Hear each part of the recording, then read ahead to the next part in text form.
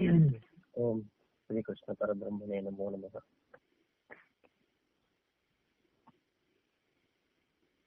ಓಂ ಶಂಕರಂ ಶಂಕರಾಚಾರ್ಯಂ ಕೇಶವಂ ಬಾದರಾಯಣಂ ಸೂತ್ರಭಾಷ್ಯಕೃತೌ ವಂದೇ ಭಗವಂತೌ ಪುನಃ ಪುನಃ. ಈಶ್ವರೋ ಗುರುರಾತ್ಮೇತಿ ಮೂರ್ತಿಭೇದ ವಿಭಾಗಿನೇ ವ್ಯೋಮವದ್ವ್ಯಾಪ್ತದೇಹಾಯ ದಕ್ಷಿಣಾಮೂರ್ತಯೇ ನಮೋ ನಮಃ. ವಿನಾಯಕಂ ಗುರುಂ ಭಾನುಂ ಬ್ರಹ್ಮ ವಿಷ್ಣು ಮಹೇಶ್ವರಾನ್ ಸರಸ್ವತೀಂ ಪ್ರಣಮ್ಯಾದೋ ಸರ್ವಕಾರ್ಯಾರ್ಥಸಿದ್ಧಯೇ. ಭಜ ಗೋವಿಂದಂ ಭಜ ಗೋವಿಂದಂ ಗೋವಿಂದಂ ಭಜ ಮೂಢಮತೆ. ಸಂಪ್ರಾಪ್ತೆ ಸನ್ನಿಹಿತೆ ಕಾಲೇ ನಹಿ ನಹಿ ರಕ್ಷತಿ ದುಃಖೃಂಕರಣೆ. ಮೂಢಜಹೀಹಿ ಜನಾಗಮತೃಷ್ಣಾಂ ಮಯಿ ಸದ್ಬುದ್ಧಿಂ ಕುರು ವಿತೃಷ್ಣಾಂ. ಯಲ್ಲಭತೆ ನಿಜ ಕರ್ಮೋಪಾತ್ತಂ ವಿತ್ತಂ ತೇನ ವಿನೋದಯತಿ ತಂ.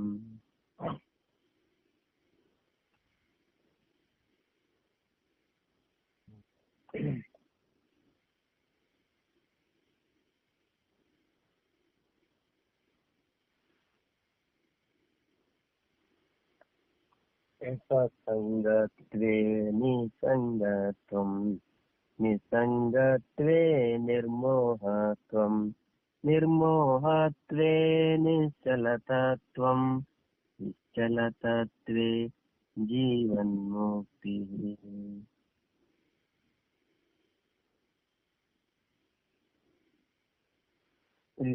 ಇವು ನೆಕ್ಸ್ಟ್ ಯಾವ್ದು ಹೇಳ್ಬೇಕು ಅಂತಂದ್ರೆ ಮಹಾಕುರು ಧನ ಜನ ಅಲ್ವಾ?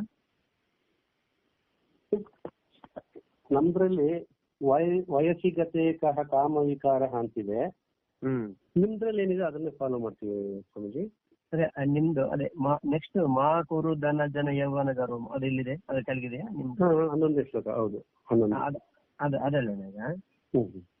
ಅದಲ್ಲ ಈಗ ಸತ್ಸಂಗತ್ವೇ ನಿಸ್ಸಂಗತ್ವಂ ನಿಸ್ಸಂಗತ್ವೇ ನಿರ್ಮೋಹತ್ವಂ ನಿರ್ಮೋಹತ್ವೇ ನಿಶ್ಚಲತತ್ವಂ ನಿಶ್ಚಲತತ್ವೇ ಜೀವನ್ ಮುಕ್ತಿ.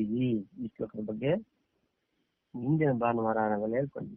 ಸತ್ಸಂಗ ಅದರ ಮಹತ್ವ ಏನು, ನಿಸ್ಸಂಗ ಸತ್ಸಂಗದಿಂದ ನಿಸ್ಸಂಗ ಅಂದ್ರೆ ಸಂಘವೇ ಬಂಧನಕ್ಕೆ ಕಾರಣ.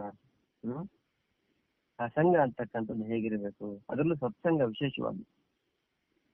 ಸಾಮಾನ್ಯ ಸಂಘ ಪ್ರಪಂಚದಲ್ಲಿ ವಸ್ತು ವೈಭವದಲ್ಲಿ ಸಂಘ ಅಂತಕ್ಕಂಥದ್ದು ಇದ್ದೇ ಇರ್ತದೆ. ಹಾಗಾಗಿ ಆ ಸಂಘವನ್ನ, ಆ ಬಂಧನವನ್ನು ಉಂಟು ಮಾಡೋ ಸಂಘವನ್ನು ಬಿಡಿಸ್ಲಿಕ್ಕಾಗಿ ಸತ್ಯನ ಜೊತೆ ಸಂಘವನ್ನ ಮಾಡಬೇಕು ಅಂತ ಹೇಳ್ತಾರೆ. ಏನು? ಸತ್ಯವಾದ ನಿತ್ಯವಾದ ವಸ್ತುವಿನ ಬಗ್ಗೆ ಸಂಘ, ಅದಕ್ಕೆ ಸಂಬಂಧಪಟ್ಟ ವಿಷಯಗಳು. ಭಗವದ್ಗೀತೆ ಆಗಿರ್ಬೋದು, ಉಪನಿಷತ್ತು ಆಗಿರ್ಬೋದು, ಆತ್ಮಜ್ಞಾನ, ನಿತ್ಯಾನಿತ್ಯ ವಿವೇಕ, ಆತ್ಮಾನಾತ್ಮ ವಿವೇಕ. ಅಂದ್ರೆ ಸತ್ಯ ವಸ್ತುವಿನ ಜ್ಞಾನವಾದಾಗ ಅನಿತ್ಯ ವಸ್ತುಗಳಲ್ಲಿ ಸಹಜವಾಗಿ ಅದರಿಂದ ಆ ಮೋಹ ಅಂತಕ್ಕಂಥದ್ದು ದೂರವಾಗ್ತಾ ಇದೆ. ಯಾಕಂದ್ರೆ ಅನಿತ್ಯವನ್ನೇ ನಿತ್ಯ ಅಂತ ತಿಳ್ಕೊಂಡಾಗ್ಲೇ ಅಲ್ಲಿ ಮೋಹ. ಅನಿತ್ಯವನ್ನು ಅನಿತ್ಯ ಅಂತ ತಿಳ್ಕೊಳ್ಳೋದು ಸರಿಯಾದ ಜ್ಞಾನ. ಸರಿಯಾದ ಜ್ಞಾನ ಅಂತಂದ್ರೆ ಅನಿತ್ಯ ವಸ್ತುವನ್ನ ಅನಿತ್ಯ ಅಂತ ವಸ್ತು ತಿಳ್ಕೊಳ್ಳೋದೇ ಸರಿಯಾದ ಜ್ಞಾನ. ನಿತ್ಯ ವಸ್ತುವನ್ನ ನಿತ್ಯ ವಸ್ತು ಅಂತ ತಿಳ್ಕೊಳ್ಳೋದು ಕೂಡ ಸರಿಯಾದ ಜ್ಞಾನ.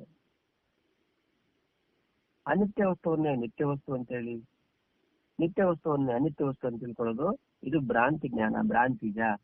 ಅದಕ್ಕೆ ಸಂಬಂಧಪಟ್ಟಂತೆ ನಾವು ಒಂದು ಉದಾಹರಣೆ ಕೂಡ ಹೇಳ್ಕೊಂಡ್ವಿ. ಕಾಶಿನಗರದಲ್ಲಿ ಸ್ವಾಮಿ ವಿವೇಕಾನಂದರು ಬರ್ತಾ ಇರ್ಬೇಕಾದ್ರೆ ಯಾರೊಬ್ಬ ವರ್ತಕ ಬಂದು ಅವರಿಗೆ ಸಾಷ್ಟಾಂಗ ನಮಸ್ಕಾರ ಮಾಡ್ತಾನಂತೆ. ಸ್ವಾಮಿಗಳೇ, ನೀವು ನಿಜವಾಗ್ಲೂ ಎಷ್ಟು ತ್ಯಾಗ ಪುರುಷರಾಗಿದ್ದೀರಿ, ಎಷ್ಟು ವೈರಾಗ್ಯವರಾಗಿದ್ದೀರಿ, ಸಣ್ಣ ವಯಸ್ಸಿನಲ್ಲಿ ಎಲ್ಲವನ್ನು ತ್ಯಾಗ ಮಾಡಿದ್ದೀರಲ್ಲ ಅಂತಂದ್ರೆ, ಇಲ್ಲ ಇಲ್ಲ ನಮಗಿಂತ ನೀವೇ ದೊಡ್ಡ ತ್ಯಾಗಿಗಳು. ಏನು ಅಂತಂದ್ರೆ ನಾವು ಅನಿತ್ಯ ವಸ್ತುಗಳನ್ನ ತ್ಯಾಗ ಮಾಡಿದ್ವಿ, ನೀವು ನಿತ್ಯ ವಸ್ತುವನ್ನು ತ್ಯಾಗ ಮಾಡಿದಿರಲ್ವೇ, ಹಾಗಾಗಿ ನಮಗಿಂತ ನೀವೇ ತ್ಯಾಗ ನಿಮ್ಗೆ ದೊಡ್ಡದು. ಇಲ್ಲ ಇಲ್ಲ ನೀವು ಅವೆಲ್ಲ ಮಾಡ್ತೀರಿ, ಇಲ್ಲ ಅವೆಲ್ಲ ಮಾಡ್ತಾ ಇಲ್ಲ. ಹಾಗಾಗಿ ನಿತ್ಯ ವಸ್ತುವನ್ನ ತ್ಯಾಗ ಅಂತಕ್ಕಂಥದ್ದು ಸುಮ್ಮನೆ ಹೇಳ್ತಾರೆ ಅವರು. ಅನಿತ್ಯ ವಸ್ತುವನ್ನ ಅನಿತ್ಯ ಅಂತ ತಿಳ್ಕೊಳ್ಳೋದು ಸರಿಯಾದ ಜ್ಞಾನ. ಅದೇ ನಿತ್ಯ ವಸ್ತುವನ್ನು ನಿತ್ಯ ಅಂತ ತಿಳ್ಕೊಳ್ಳೋದು ಕೂಡ ಸರಿಯಾದ ಜ್ಞಾನ. ಭ್ರಾಂತಿ ಜ್ಞಾನ ಏನ್ ಗೊತ್ತೇ? ಅನಿತ್ಯವನ್ನೇ ನಿತ್ಯ ಅಂತ ತಿಳ್ಕೊಳ್ಳೋದು, ನಿತ್ಯವನ್ನೇ ಅನಿತ್ಯ ಅಂತ ತಿಳ್ಕೊಂಡು ಇದು ಭ್ರಾಂತಿಯಿಂದ ಉಂಟಾಗ್ತಕ್ಕಂಥ ಜ್ಞಾನ ಅನ್ನೋದನ್ನ. ಹಾಗಾಗಿ ಸತ್ಸಂಗದಿಂದ ಆ ವ್ಯಾಮೋಹ ಅಂತಕ್ಕಂಥದ್ದು ನಿರ್ಮೋಹತ್ವ, ಮೋಹತ್ವ ಅಂತಕ್ಕಂಥದ್ದು ಬಿಟ್ಟು ಹೋಗ್ತದೆ. ನಿರ್ಮೋಹವಾದಾಗಲೇ ತತ್ವದಲ್ಲಿ ನಿಶ್ಚಲತೆ ಬರ್ತದೆ. ತತ್ವ ನಮ್ಗೆ ಗೊತ್ತಿದ್ರು ಪ್ರಪಂಚದಲ್ಲಿರ್ತಕ್ಕಂಥ ವಸ್ತು ವೈಭವದಲ್ಲಿರ್ತಕ್ಕಂಥ ವ್ಯಾಮೋಹ ತತ್ವದಲ್ಲಿ ನಿಶ್ಚಯವನ್ನ ಬರ್ಲಿಕ್ಕೆ ಬಿಡೋದಿಲ್ಲ. ಹಾಗಾಗಿ ಆ ವ್ಯಾಮೋಹ ಅಂತಕ್ಕಂಥದ್ದು ತಿಳಿದಾಗ್ಲೇನೆ ಅನಿಶ್ಚಲ ತತ್ವ ಅಂತಕ್ಕಂಥದ್ದು ಉಂಟಾಗ್ತದೆ. ನಿಶ್ಚಲ ತತ್ವೇ ಜೀವನ್ ಮುಕ್ತಿ. ತತ್ವ ನಿಶ್ಚಯವಾದಾಗನೇ ಜೀವನ್ ಮುಕ್ತಿ, ಜೀವನ್ನೇವ ಮುಕ್ತ. ವಿದೇಹ ಮುಕ್ತಿ, ಜೀವನ್ ಮುಕ್ತಿ ಅದನ್ನ ಹೇಳ್ಕೊಂಡು. ವಿದೇಹ ಮುಕ್ತಿ ಅಂತಂದ್ರೆ ಹಿರಿಯರ ಹೋದ ಮೇಲೆ ಬರ್ತಕ್ಕಂಥ ಮುಕ್ತಿ. ಜೀವನ್ ಮುಕ್ತಿ ಅಂತಂದ್ರೆ ಜೀವನ್ನೇವ ಇಹ ಅಸ್ಮಿನ್ ಲೋಕೆ ಸಹ ಮುಕ್ತ. ಅವನು ಜೀವಂತ ಇರಬೇಕಾದ್ರೆ ಈ ಲೋಕದಲ್ಲೇ ಮುಕ್ತನಾಗ್ತಾನೆ, ತತ್ವದಲ್ಲಿ ನಿಂತಾಗ ಅನ್ನೋ ಮಾತನ್ನು ನಾವು ಹೇಳ್ಕೊಂಡು ಅದಕ್ಕೆ ಸಂಬಂಧಪಟ್ಟಂತೆ ಮಹಾನ್ ಬಾರ ಉದಾಹರಣೆಗಳು ನೋಡ್ಕೊಂಡು ನಾವು ಜೀವನ್ ಮುಕ್ತ ಹೆಂಗಿರ್ತಾರೆ. ಜೀವಂತ ಇರಬೇಕಾದ್ರೆ ಮುಕ್ತರಿರ್ತಾರೆ. ವಿದೇಹ ಮುಕ್ತಿ ಅಲ್ಲ, ವಿದೇಹ ಮುಕ್ತಿ ಆಮೇಲೆ. ಜೀವಂತ ಇರ್ಬೇಕಾದ್ರೆ ಅದನ್ನೇ ಜೀವನ್ ಮುಕ್ತಿ, ಜೀವನ್ನೇವ ಸಹ ಮುಕ್ತ. ಬದುಕಿರ್ಬೇಕಾದ್ರೇನೆ ಶ್ರೀರಾಮ ಭಾಷೆ ನೋಡ್ತೇವೆ, ರಾಮಕೃಷ್ಣ ಪರಮಹಂಸರು ನೋಡ್ತೇವೆ. ಅದೇ ರೀತಿ ಬೇರೆ ಬೇರೆ ಮಹಾನ್ ಪರಮಾಚಾರಾಗಿ ಅವರೆಲ್ಲ ಕೂಡ ಜೀವನ ಮುಂದೆ ಹೋಗೋಣ. 12ನೇ ಶ್ಲೋಕ. ಮಾ ಕುರು ಧನ ಜನ ಯೌವನ ಗರ್ವಂ. ಮಾ ಕುರು ಧನ ಜನ ಯೌವನ ಗರ್ವಂ. ಮಾ ಕುರು ಧನ ಜನ ಯೌವನ ಗರ್ವಂ. ಹರತಿ ನಿಮಿಷಾತ್ ಕಾಲ ಸರ್ವಂ. ಹರತಿ ನಿಮಿಷಾತ್ ಕಾಲ ಸರ್ವಂ. ಹರತಿ ನಿಮಿಷಾತ್ ಕಾಲ ಸರ್ವಂ. ಮಾ ಕುರು ಧನ ಜನ ಯೌವನ ಗರ್ವಂ. ಹರತಿ ನಿಮಿಷಾತ್ ಕಾಲ ಸರ್ವಂ. ಮಾ ಕುರು ಧನ ಜನ ಯೌವನ ಗರ್ವಂ. ಹರತಿ ನಿಮಿಷಾತ್ ಕಾಲ ಸರ್ವಂ. ಮಾ ಕುರು ಧನ ಜನ ಯೌವನ ಗರ್ವಂ. ಹರತಿ ನಿಮಿಷಾತ್ ಕಾಲ ಸರ್ವಂ. ಮಾಯಾಮಯಮಿದಮಖಿಲಂ ಹತ್ವಾ. ಮಾಯಾಮಯಮಿದ ಅಖಿಲಂ ಹಿತ್ವಾ. ಮಾಯಾಮಯಮಿದಮಖಿಲಂ ಹಿತ್ವಾ. ಮಾಯಾಮಯಮಿದಮಖಿಲಂ ಹಿತ್ವಾ ಬ್ರಹ್ಮಪದಂ ತ್ವಂ ಪ್ರವಿಶ ವಿದಿತ್ವಾ. ಮಾಯಾಮಯಮಿದಮಖಿಲಂ ಹಿತ್ವಾ ಬ್ರಹ್ಮಪದಂ ತ್ವಂ ಪ್ರವಿಶ ವಿದಿತ್ವಾ. ಮಾಯಾಮಯಮಿದಮಖಿಲಂ ಹಿತ್ವಾ ಬ್ರಹ್ಮಪದಂ ತ್ವಂ ಪ್ರವಿಶ ವಿದಿತ್ವಾ. ಮಾ ಕುರು ಧನ ಜನ ಯೌವನ ಗರ್ವಂ. ಹರತಿ ನಿಮಿಷಾತ್ ಕಾಲ ಸರ್ವಂ. ಮಾಯಾಮಯಮಿದಮಖಿಲಂ ಹಿತ್ವಾ ಬ್ರಹ್ಮಪದಂ ತ್ವಂ ಪ್ರವಿಶ ವಿದಿತ್ವಾ. ಮಾ ಕುರು ಧನ ಜಯ ಯೌವನ ಗರ್ವಂ. ಹರತಿ ನಿಮೇಷಾತ್ ಕಾಲ ಸರ್ವಂ. ಮಾಯಾಮಯಮಿದಮಖಿಲಂ ಹಿತ್ವಾ ಬ್ರಹ್ಮಪದಂ ತ್ವಂ ಪ್ರವಿಶ ವಿದಿತ್ವಾ. ಮಾ ಕುರು ಧನ ಜಯ ಯೌವನ ಗರ್ವಂ. ಹರತಿ ನಿಮೇಷಾತ್ ಕಾಲ ಸರ್ವಂ. ಮಾಯಾಮಯಮಿದಮಖಿಲಂ ಹಿತ್ವಾ ಬ್ರಹ್ಮಪದಂ ತ್ವಂ ಪ್ರವಿಶ ವಿದಿತ್ವಾ. ಇಲ್ಲಿ ಮಾ ಕುರು ಧನ ಜನ ಯೌವನ ಗರ್ವಂ. ಹರತಿ ನಿಮಿಷಾತ್ ಕಾಲ ಸರ್ವಂ. ಮಾಯಾಮಯಮಿದಮಖಿಲಂ ಹಿತ್ವಾ ಬ್ರಹ್ಮಪದಂ ತ್ವಂ ಪ್ರವಿಶ ವಿದಿತ್ವಾ. ಶಂಕರಾಚಾರ್ಯರು ಬಜ್ಜುಗೋವಿಂದ ಸ್ತೋತ್ರ ಹೇಳ್ಕೊಂತ ಇದ್ದೀವಿ ನಾವು. ವೃದ್ಧ ಬ್ರಾಹ್ಮಣನನ್ನ ನಿಮಿತ್ತವಾಗಿಟ್ಕೊಂಡು ಬೇರೆ ಬೇರೆ ಮನುಷ್ಯನಿಗೆ ಆಗ್ಬೋದಂತ ಭ್ರಾಂತಿಗಳು. ಎಲ್ಲೆಲ್ಲಿ ಭ್ರಾಂತನಾಗ್ತಾನೆ ಮನುಷ್ಯ, ಯಾವ್ದನ್ನು ಸತ್ಯ ಅಂತ ತಿಳ್ಕೊಂತಾನೆ, ಯಾವ್ದಕ್ಕಾಗಿ ಜೀವನನ್ನ ದಾರಿ ಎರಿಬೇಕಾಗಿತ್ತೋ ಅದನ್ನ ಬಿಟ್ಟು ಯಾವುದಕ್ಕೆ ಜೀವನವನ್ನು ದಾರಿ ಎರಿಬಾರದು ಅದೇ ಜೀವನದ ಸರ್ವಸ್ವವನ್ನಾಗಿ ತಿಳ್ಕೊಂಡು ಅದಕ್ಕಾಗಿ ಜೀವನ ಮನುಷ್ಯ ಅದೇ ನಿಜ ಅಸತ್ಯ ಅಂತ ತಿಳ್ಕೊಂಡು ಬದುಕ್ತಾವಲ್ವೇ, ಅದು ಸತ್ಯ ಅಲ್ಲ. ಅದು ಯಾವ ಸಮಯದಲ್ಲಿ ಏನ್ ಬೇಕಾದ್ರೂ ಆಗ್ಬೋದು ಅನ್ನೋದನ್ನ ನಮಗೆ ತಿಳಿಪಡಿಸ್ಲಿಕ್ಕಾಗಿ ಆಚಾರ್ಯ ಹೇಳ್ತಾರೆ ಇಲ್ಲಿ, ಮಾ ಕುರು ಧನ ಜನ ಯೌವನ ಗರ್ವಂ. ಮಾ ಕುರು ಅಂದ್ರೆ ಮಾಡಬೇಡ, ಕುರು ಅಂತಂದ್ರೆ ಮಾಡು ಅಂತ ಅರ್ಥ. ಕುರು ಅಂದ್ರೆ ಮಾಡು. ಮಾ ಕುರು ಅಂದ್ರೆ ಮಾ ಅಂತಕ್ಕಂಥದ್ದು ನಿಷೇಧಾರ್ಥಕ. ಸಂಸ್ಕೃತ ಭಾಷೆಯಲ್ಲಿ ಮಾ ನ ಅವೆಲ್ಲ ಕೂಡ ನಿಷೇಧಾರ್ಥಕಗಳು. ನಿಷೇಧ ಅಂದ್ರೆ ಬೇಡ. ಈಗ ಯಾರೋ ನೀವು ಊಟ ಬಡಿಸಿ ಬರ್ತೀವಿ, ಊಟ ಬಡಿಸಿ ಬರ್ತೀವಿ, ನಾ ಅಂತೀನಿ ಮಾ ಅಂದ್ರೆ ಏನು, ಬೇಡ, ನಾ ಸಾಕು ಅಂತ, ಬೇಡ ಸಾಕು. ಹಾಗೆ ಮಾ ನ ಅನ್ನೋದು ನಿಷೇಧಾರ್ಥಕದಲ್ಲಿ ಸಂಸ್ಕೃತದಲ್ಲಿ ಬಳಕೆ ಆಗ್ತಕ್ಕಂಥ ಅಕ್ಷರಗಳು. ಇಲ್ಲಿ ಹೇಳ್ತಾರೆ ಮಾ ಕುರು ಮಾಡಬೇಡ, ಏನು, ಧನ ಜನ ಯೌವನ ಗರ್ವಂ, ಎಂದು ಕೂಡ ಧನ ಜನ ಯೌವನ ಇದೆ ಅಂತೇಳಿ ಗರ್ವ ಎಂದು ಕೊಡಬೇಡ. ಮಾ ಕುರು ಧನ ಜನ ಯೌವನ ಗರ್ವಂ. ಯಾಕೆ ಮಾಡಬಾರ್ದು? ಈಗ ಧನ ಇದ್ದಾಗ ನನಗೆ ಹಣ ಇದೆ, ಐಶ್ವರ್ಯ ಅಂತ ಸ್ವಲ್ಪ ಗರ್ವ ಇದ್ದೇ ಇರ್ತದಪ್ಪ. ಇನ್ನು ಜನ, ನನಗೆ ಜನರಿದ್ದಾರೆ, ಪ್ರಜೆಗಳ ನನಗೆಲ್ಲ ಓಟ್ ಹಾಕಿದ್ದಾರೆ, ನಾನು ಪ್ರಜಾ ಪ್ರತಿನಿಧಿ, ನಾಯಕನಾಗಿದ್ದೀನಿ, ಹಂಗೂ ಸ್ವಲ್ಪ ಗರ್ವ ಇರ್ತದೆ. ಗರ್ವಗಳಂದಾಗ ಮನುಷ್ಯನಿಗೆ ಗರ್ವ ಅಂತ ಇರ್ತದೆ. ನಾನು ಒಳ್ಳೆ ಸುಂದರವಾಗಿದ್ದೇನೆ, ನನ್ನ ಹತ್ರ ಬೇಕಾದಷ್ಟು ಹಣ ಇದೆ, ನನಗೆ ಜನ ಇದ್ದಾರೆ, ನನಗೆ ಪದವಿ ಇದೆ, ನಾನು ಒಳ್ಳೆ ಬುದ್ಧಿವಂತನಾಗಿದ್ದೇನೆ, ನಾನು ಒಳ್ಳೆ ವಿದ್ಯಾವಂತನಾಗಿದ್ದೀನಿ, ನಾನು ಪ್ರವಚನ ಮಾಡಿದ್ರೆ ಎಲ್ರು ಹಾಗೆ ಕೇಳ್ತಾ ಇರ್ತಾರೆ, ಯಾರು ಕರ್ಲೋದೇ ಇಲ್ಲ. ನನಗಾಗಿ ಎಲ್ರು ಬೆಳಗ್ಗೆ ಕಾಯ್ತಾ ಇರ್ತಾರೆ. ಅಂದ್ರೆ ಮನುಷ್ಯನಿಗೆ ಎಷ್ಟೋ ಗರ್ವ ಇದಾವೆ, ಇಲ್ಲ ಅಂತಲ್ಲ. ಆದ್ರೆ ಅದರಲ್ಲಿ ಮುಖ್ಯವಾಗಿ ಏನು, ಧನ ಜನ ಯೌವನ, ಇದರ ಗರ್ವ ಇರ್ತದಂತೆ. ಅದನ್ನು ಮಾಡಬೇಡ. ಶಂಕರಾಚಾರ್ಯ ಹೇಳ್ತಾರೆ ಮಾ ಕುರು, ಮಾಡಬೇಡ. ಏನು, ಧನ ಜನ ಯೌವನ, ಧನ ಇದೆ, ಜನ ಇದ್ದಾರೆ, ಯೌವನ ಇದೆ, ನಾನು ಸುಂದರವಾಗಿದ್ದೇನೆ, ಒಳ್ಳೆ ಗಟ್ಟುಮುಟ್ಟಾಗಿದ್ದೇನೆ, ಆರೋಗ್ಯವಂತ, ನಾನು ಹಿಂಗೆ ಇದ್ ಬಿಡ್ತೀನಿ, ಯಾವತ್ತೂ ಗರ್ವ ಪಡಬೇಡ. ಯಾಕೆ ಅಂತಂದ್ರೆ ಹರತಿ ನಿಮಿಷಾತ್ ಕಾಲ ಸರ್ವಂ. ಕಾಲ ಎಂತದಪ್ಪ ಅಂತಂದ್ರೆ ಎಲ್ಲವನ್ನು ಕ್ಷಣಾರ್ಧದಲ್ಲಿ ತಗೊಂಡು ಹೋಗ್ಬಿಡ್ತದೆ. ಹಣ ಇರ್ಲಿ, ಜನ ಇರ್ಲಿ, ಯೌವನ ಕೊಡ್ತದೆ, ಒಂದ್ ಕ್ಷಣಾರ್ಧದಲ್ಲೇ ಎಲ್ಲೋಗುತ್ತೆ ಗೊತ್ತೇ ಇಲ್ಲ. ನಾವು ಎಂತೆಂತವ್ರನ್ನ ಜೀವನದಲ್ಲಿ ನೋಡಿದ್ವಿ ನಾವು.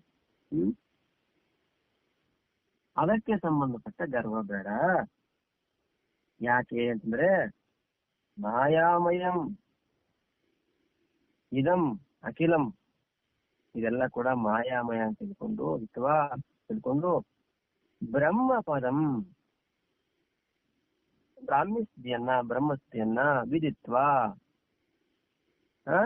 ತ್ವಂ ಪ್ರವಿಶ, ಆ ಬ್ರಹ್ಮನನ್ನ ತಿಳ್ಕೊಂಡು ಅದರಲ್ಲಿ ಇರುವಂತ ಪ್ರಯತ್ನ ಮಾಡು. ನೋಡಿ, ಇವೆಲ್ಲ ಮಾಡ್ಬೇಡ. ಯಾಕೆ ಅಂತಂದ್ರೆ ಇವೆಲ್ಲ ಮಾಯಾಮಯ ಅಂತ ತಿಳ್ಕೊ. ಮಾಯಾಮಯ ಅಂತ ತಿಳ್ಕೊಂಡು ಬ್ರಹ್ಮಸ್ಥಿತಿ ಅಂತ ತಿಳ್ಕೊಂಡು ಸತ್ಯವನ್ನು ತಿಳ್ಕೊಂಡು ಅದರಲ್ಲಿ ಇರ್ತಕ್ಕಂಥ ಪ್ರಯತ್ನ ಮಾಡು. ಅಷ್ಟೇ ವಿನಃ ನನಗೆ ಜನ ಇದ್ದಾರೆ, ಧನ ಇದೆ, ಯೌವನ ಇದೆ ಅಂತೇಳಿ ಗರ್ವ ಪಡಬೇಡ, ಮತ್ತು ಅದರಲ್ಲೇ ಜೀವನವನ್ನ ಕೂಡ ಕಲಿಯಬೇಡ ಅನ್ನೋದೇ ಇಲ್ಲಿ ಶಂಕರಾಚಾರ್ಯ ಉದ್ದೇಶ. ನೋಡೋಣ. ಮೊದಲನೇದಾಗಿ ಮಾ ಕುರು ಧನ.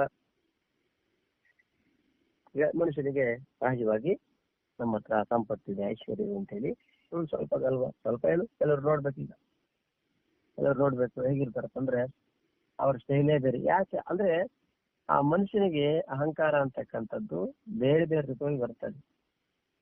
ಇದನ್ನದ ಅಹಂಕಾರ ಕೂಡ ಒಂದು. ಅದಕ್ಕೋಸ್ಕರ ಒಬ್ಬ ಶುಭಾಷಿತಕರ ಹೇಳ್ತಾನೆ, ಯೌವನಂ ಧನ ಸಂಪತ್ತಿ ಪ್ರಭುತ್ವಂ ಅವಿವೇಕಿತ ಏಕೈಕಮಪ್ಯನರ್ಥಾಯ ಹಿಮತ್ರ ಚತುಷ್ಟಯಂ. ಸುಭಾಷಿತಕರ ಹೇಳ್ತಾನೆ, ಯೌವನಂ ಧನ ಸಂಪತ್ತಿ ಪ್ರಭುತ್ವಂ ಅವಿವೇಕಿತ ಏಕೈಕಮಪಿ ಅನರ್ಥಾಯ ಹಿಮತ್ರ ಚತುಷ್ಟಯಂ. ಯೌವನ, ಮನುಷ್ಯನಿಗೆ ಯೌವನ ಬರ್ತದೆ. ಅದೇ ರೀತಿ ಧನ ಸಂಪತ್ತಿ, ಐಶ್ವರ್ಯ, ಪ್ರಭುತ್ವಂ, ಅಧಿಕಾರ, ಅದಕ್ಕೆ ಜೊತೆಯಾಗಿ ಅವಿವೇಕ. ನೋಡಿ ಹೇಗಿದೆ, ಅವನಿಗೆ ಯೌವನ ಇದ್ದಾನೆ, ಯೌವನವಂತನಾಗಿದ್ದಾನೆ, ಅಧಿಕಾರ ಇದೆ, ಇನ್ನು ಧನ ಇದೆ, ಅವನಿಗೆ ಅವಿವೇಕ ಕೂಡ ಇದೆ, ಅಂದ್ರೆ ವಿವೇಕ ಇಲ್ಲ. ಇನ್ನು ಅವನ್ ಯಾರು ದೇವ್ರ ಹೇಳಿ? ಸುಭಾಷಿಕರ ಅಂತಾನೆ, ಯೌವನಂ ಧನ ಸಂಪತ್ತಿ ಪ್ರಭುತ್ವಂ ಏಕೈಕಮಪಿ ಅನರ್ಥಾಯ ಕಿಮತ್ರ ಚತುಷ್ಟಯಂ. ಒಂದು ಯೌವನದಲ್ಲೇ ಮನುಷ್ಯ ಇದಕ್ಕಾಗಲ್ಲ. ನೋಡ್ತೀನಿ ಹೇಳ್ತಾರೆ, ಯೌವನದಲ್ಲಿ ಏನು ಸುಮ್ಮನೆ ಇರಲಿಲ್ಲ, ಅವನು ಈಗ ಸತ್ಯ ಆಗಿದ್ದಾನಷ್ಟೇ, ವಯಸ್ಸಾಗಿ ಸಾಮಾನ್ಯ ನಾವೆಲ್ಲ ಹೇಳ್ತಾ ಇರ್ತೀವಿ, ಇವನು ಯೌವನದಲ್ಲಿ ತುಂಬಾ ಜೋರಿದ್ದ ಕಣೋ, ಈಗ ಸುಮ್ಮನೆ ಈಗ ಸತ್ಯ ಆಗಿದ್ದಾನಷ್ಟೇ, ಆರೋಗ್ಯ ಚೆನ್ನಾಗಿಲ್ಲ, ವಯಸ್ಸಾಗಿದೆ, ಈಗ ಮನೆಯಲ್ಲಿ ಕೂಡ ಏನು ಸ್ವಲ್ಪ ಎಲ್ಲ ಉಲ್ಟಾ ಪಲ್ಟಾ ಆಗಿ ಈಗ ಸುಮ್ಮನಾಗಿದ್ದಾನಪ್ಪ. ಇದೇನು ಯೌವನದಲ್ಲಿ ಸುಮ್ಮನೆ ಇದ್ನಾದ್ರು ಇವನು ಹಿಡಿಯಕ್ ಆಗ್ತಿರ್ಲಿಲ್ಲ, 2-3 ಊರುಗಳಿಗೆ ಇವನೇ ರಾಜ, ಹಂಗಿದ್ದ ಇವನು, ಈಗ ಸುಮ್ಮನಾಗಿದ್ದಾನಷ್ಟೇ ನಾವ್ ಹೇಳ್ತಾ ಇರ್ತೀನಿ. ಯೌವನ ಗರ್ವದು ಮಾತು. ಇನ್ನು ಯೌವನ ಧನ ಸಂಪತ್ತಿ ಅಂದ್ರೆ ಒಂದೊಂದು ಕೂಡ ಆ ಅವಸ್ಥೆಯಲ್ಲಿ ಮನುಷ್ಯರನ್ನ ಹಾಳು ಮಾಡ್ಲಿಕ್ಕೆ, ಅಂದ್ರೆ ಆ ಸಮಯದಲ್ಲೇ ಅಂತ ಮನುಷ್ಯ ಹಾಳಾಗುದು. ಯೌವನ ಇರ್ಬೇಕಾದ್ರೆ ಒಳ್ಳೆ ಜೋರ್ ಇರ್ತಾನೆ. ಇನ್ನು ಧನ ಸಂಪತ್ತಿ, ಯುವಕ ಇದ್ದಾನೆ ಮತ್ತು ಧನ ಸಂಪತ್ತು ಕೂಡ ಇದೆ. ಇನ್ನು ಹೇಳ್ಬೇಕಾಗತ್ತಾ, ಅವನ್ನೇ ಮಾತಾಡಕ್ಕಾಗತ್ತೆ ಅನ್ನೋ, ಅಂದ್ರೆ ಹಣ ಐಶ್ವರ್ಯ ಇದ್ದಾಗ ಕೂಡ ಮನುಷ್ಯನ ಹಿಡಿಯಕ್ಕಾಗಲ್ಲ ಅಂತ ಆಯ್ತಾ. ಅಂದ್ರೆ ಯಾಕೆ ಇವೆಲ್ಲ ಹೇಳ್ತಾರೆ ಅಂದ್ರೆ, ಕೆಲವೊಂದು ವಿಷಯಗಳನ್ನ ಹೇಳ್ಬೇಕಾದ್ರೆ ಅವು ಎಲ್ಲರಿಗೂ ಅನ್ವಯವಾಗುತ್ತ ಅಂತಂದ್ರೆ, ಸಾಮಾನ್ಯವಾಗಿ ಒಂದು ವಿಷಯ ಹೇಳ್ಬೇಕಾದ್ರೆ ಎಲ್ಲಿ ಅಂತಾರಲ್ಲ, ಹೆಚ್ಚಾಗಿ ಸಮಾಜದಲ್ಲಿ ಹೆಚ್ಚು ಎಲ್ಲಿ ದೋಷ ಕಾಣ್ತಾರೆ ಆ ವಿಷಯವನ್ನ ಹೇಳ್ತಾರೆ. ಅಂದ್ರೆ ಇದರ ಅರ್ಥ ಎಲ್ರಿಗೂ ಇದೆ ಅಂತಲ್ಲ. ಈಗ ಜನಕ ಮಹಾರಾಜ ಇದ್ದಾನೆ, ಹಾಗೆ ಮಹಾರಾಜರಿದ್ದಾರೆ, ಅವರೆಲ್ಲ ಮಹಾ ಧಾರ್ಮಿಕರು ಇದ್ದಾರೆ, ಧನವಂತರಾದವರು, ಮಹಾ ಸಜ್ಜನ ಸಂಪನ್ನರು ಕೂಡ ನೋಡ್ತೀವಿ ನಾವು. ಅಂದ್ರೆ ಇದರರ್ಥ ಒಂದು ವಿಷಯವನ್ನ ಸಮಾಜಕ್ಕೆ ಹೇಳ್ಬೇಕಾದ್ರೆ ಹೆಚ್ಚು ಭಾಗ ಆ ರೀತಿ ಕಾಣಿಸ್ತದೆ.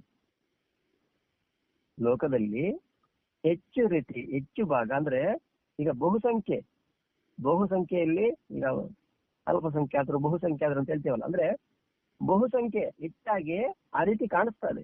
ಯೌವನ ಇದೆ ಅಂತೇಳಿ, ಧನ ಇದೆ ಅಂತೇಳಿ, ಅಧಿಕಾರ ಇದೆ ಅಂತೇಳಿ ಗರ್ವ ಪಡ್ತಕ್ಕಂಥವ್ರೇ ಜಾಸ್ತಿ ಇರ್ತಾರೆ. ಎಲ್ಲೋ ಬೆರಳಿಕೆ ಇರ್ತಾರೆ ಮಹಾನುಭಾವರು. ನೋಡಿ ಈಗ ಮಹಾನ್ ವ್ಯಕ್ತಿಗಳಿದ್ದಾರೆ, ಅವ್ರಿಗೆಲ್ಲ ಏನ್ ನೋಡ್ತೀವಿ ನಾವು ನೋಡಿದ್ವಿ, ಎಷ್ಟೋ ಜನ ಎಷ್ಟೋ ಸಂಪನ್ನ ಇರ್ತಾರೆ, ಆದ್ರೆ ಎಷ್ಟೋ ನಮ್ರತೆಯಿಂದ ಇರ್ತಾರೆ. ಎಷ್ಟೋ ನಮ್ರತೆಯಿಂದ ಇರ್ತಾರೆ. ಅವ್ರಲ್ಲಿ ಅವಿನಯ ವಿಧೇಯತೆ ನೋಡ್ಬಿಟ್ರೆ ನಮಗೆ ಅನಿಸ್ತದೆ, ಇಷ್ಟೆಲ್ಲ ನಾವು ಸಾಧಕರಾಗಿ ಕೂಡ ಅವರಿಂದ ಕಲಿಬೇಕಾದ್ರೆ ನಮ್ಮಲ್ಲಿ ಇನ್ನೂ ಎಷ್ಟೋ ಇದೆ ಅಂತ ನಮಗೆ ಅನಿಸ್ತದೆ. ಕೆಲವೊಮ್ಮೆ ಗೃಹಸ್ಥರ ಮನೆಗೆ ಹೋದಾಗ ನಾವು ನೋಡ್ತೀವಿ, ಅವರಲ್ಲಿ ಇರ್ತಕ್ಕಂಥ ಸಂಸ್ಕಾರ ಆಗಿರ್ಬೋದು, ಅವರು ನಮ್ಮ ಬಗ್ಗೆ ಇರ್ತಕ್ಕಂಥ ಭಕ್ತಿ, ನಮ್ಮಲ್ಲಿ ಅಷ್ಟು ಕೆಪಾಸಿಟಿ ಇಲ್ಲದೆ ಇರಬಹುದು. ನಮ್ಮಲ್ಲಿ ಅವ್ರು ನಮ್ಗೆ ಏನೇನೋ ಪೂಜೆ ಮಾಡ್ಬಿಡ್ತಾರೆ, ಪಾದಪೂಜೆ ಮಾಡ್ತಾರೆ ನಿಜ, ಆದ್ರೆ ಅಷ್ಟು ಶಕ್ತಿ ನಮ್ಗೆ ಇರಲ್ಲ. ಆದ್ರೆ ಅವ್ರಲ್ಲಿ ಅಷ್ಟು ಶ್ರದ್ಧೆ ಇರ್ತದೆ. ಅವ್ರಲ್ಲಿ ನೋಡಿದಾಗ ಕೆಲವೊಮ್ಮೆ ನಮಗೂ ಅನಿಸ್ತಿರ್ತದೆ, ಓಹೋ ಇವ್ರನ್ನ ನೋಡಿ ಕಲಿತಕ್ಕಂಥದ್ದು ನಾವು ಜಾಸ್ತಿ ಇದೆ. ಹಾಗಾಗಿ ಎಲ್ರು ಹಂಗೆ ಇರ್ತಾರೆ ಅಂತಲ್ಲ, ಬಹುಪಾಲು ಜನ ಇದೇ ರೀತಿ ಇರ್ತಾರೆ. ಇದರರ್ಥ ಬಹುಪಾಲು ಜನ ಸ್ವಲ್ಪ ಹಣ ಐಶ್ವರ್ಯ ಬರ್ತದೆ. ಈಗ ನೋಡಿ ನಾವು ನೋಡ್ತೀವಿ ಹಳ್ಳಿಗಳಲ್ಲಿ ಏನ್ ಹೇಳ್ತಿ ಹೇಳ್ಬೇಕಾದ್ರೆ, ತಿನ್ಲಿಕ್ಕಿಲ್ಲ ಉಣ್ಲಿಕ್ಕಿಲ್ಲ, ಅವ್ ಚೆನ್ನಾಗಿರ್ತಾನೆ, ಏನು ಗರ್ವ ಇಲ್ಲ, ನಮಸ್ಕಾರ ಸ್ವಾಮಿ ಅಂತಾರೆ, ನಮಸ್ಕಾರ ಅಂತಾರೆ, ದೊಡ್ಡಪ್ಪ ಚಿಕ್ಕಪ್ಪ ಎಲ್ಲ ಮಾತಾಡ್ತಾನೆ. ಸ್ವಲ್ಪ ಹೊರಗೆ ಹೋಗಿ ಒಂದು ತಿಂಗಳಿಗೆ 15-20 ಸಾವಿರ ಸಂಪಾದನೆ ಮಾಡಿ ಆಗ್ಬಿಟ್ರೆ ತಕ್ಷಣ ಸ್ಟೈಲೇ ಬೇರೆ. ಮತ್ತೆ ಆ ಸ್ಟೈಲು ಏನು ಎಲ್ಲ ಸ್ಟೈಲ್ ಚೇಂಜ್ ಆಗುತ್ತೆ. ಬಟ್ಟೆ ಇರ್ಬೋದು, ಅವನ ಸ್ಟೆಪ್ಪು ಗ್ರಾಫ್ ನೋಡ್ಬೋದು, ಎಂತೆಂತ ಸ್ಟೈಲ್. ಆಮೇಲೆ ಮೊದಲೆಲ್ಲ ಸ್ವಾಮಿ ಈಗ ಸ್ವಾಮಿಗಳೇ ಹೆಂಗಿದ್ದೀರಿ ಅಂದ್ರೆ ಎಲ್ಲಿಂದ ಬಂತಪ್ಪ ಅಂದ್ರೆ ಇದು ಹಣದ ಗರ್ವ. ಇದು ನಾನು ಸಂಪಾದನೆ ಮಾಡ್ತೀನಿ. ಇನ್ನು ಯೌವನ ಗರ್ವ ಒಂದು ಏನಿದ್ರು ಕೂಡ ಅವ್ರೇನೋ ಅವನೆಲ್ಲ ಏನೇನೋ ಮಾಡ್ಬಿಟ್ಟು ಅಂದ್ರೆ ಅಲ್ಲಿ ಹಣ ಇರಲೇನೋ ಇರಲ್ಲ, ಮತ್ತೆ ಅವನಿಗೆ ಸುಮ್ಮನೆ ಯೌವನ ಮಾತ್ರ. ಅವನಿಗೇನೋ ನಾನೇನೋ ಮಹಾ ಹೀರೋ ಅಂತ ತಿಳ್ಕೊಂಡ್ಬಿಡ್ತಾನೆ. ಯಾರು ಹೀರೋ ಅಲ್ಲ, ನೋಡಿದ್ವಿ ಎಂತೆಂತ ಹೀರೋಗಳೆಲ್ಲ ಜೀರೋ ಹೇಳ್ತಿದ್ರೆ ತುಂಬಾ ಜೋರಿದ್ದಾನೆ ಅವನಿಗೆ, ಮದುವೆ ಮಾಡ್ಬಿಡಿ. ಈಗ ನಿಮ್ಗೆ ಗೊತ್ತಿಲ್ಲ, ಹಿಂದೆ ಒಂದು ಕೆಲವು ನಿಯಮ ಇತ್ತು. ಏನ್ ಗೊತ್ತೇ, ಜಾಸ್ತಿ ಅವ್ನು ಹಿಡಿಯಕ್ಕಾಗಲ್ಲ ಯಾರನ್ನು. ಅವ್ನು ಏನ್ ಮಾಡೋದು ಗೊತ್ತ, ಅವನಿಗೆ 2 ಮದುವೆ ಮಾಡಿ ಬಿಟ್ಬಿಟ್ಟ. ಇನ್ನು ಕತೆ ಕ್ಲೋಸ್ ಆಯ್ತಾ. 2 ಮದುವೆ ಮಾಡಿ ಜಾಸ್ತಿ ಅವ್ನು ಹಿಡಿಯಕ್ಕಾಗಲ್ಲ, ಅವನಿಗೆ 2 ಮದುವೆ ಮಾಡಿ ಅವನಿಗೆ ತಪ್ಪುವಾಗಿಬಿಡ್ತಾನೆ ಅಷ್ಟೇ. ಹಾಗೆ ಸಾಮಾನ್ಯವಾಗಿ ಯೌವನ ಗರ್ವ ಇರ್ತದೆ. ಅದೇ ರೀತಿ ಧನ ಐಶ್ವರ್ಯ ಅಂದ್ರೆ ಬಹುಪಾಲು ಜನರಲ್ಲಿ ಕಾಣಿಸ್ತಾಳೆ. ಹಾಗಾಗಿ ಯಾವನ್ನ ದೃಷ್ಟಿ ಇಟ್ಕೊಂಡು ಶಂಕರಾಚಾರ್ಯರು ಹೇಳ್ತಾರೆ,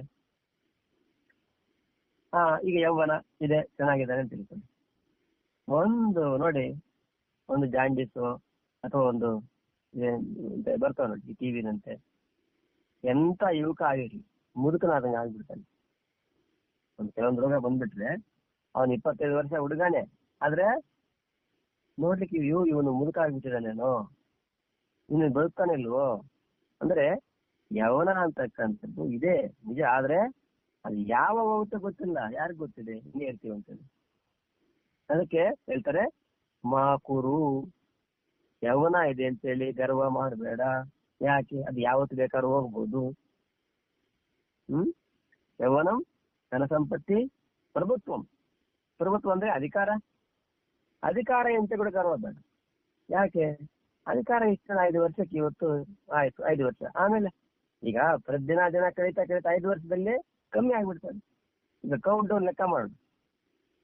ಕೌಂಟ್ ಡೌನ್ ಅಂದ್ರೇನು, ಕಮ್ಮಿ ಆಗೋದಷ್ಟೇ.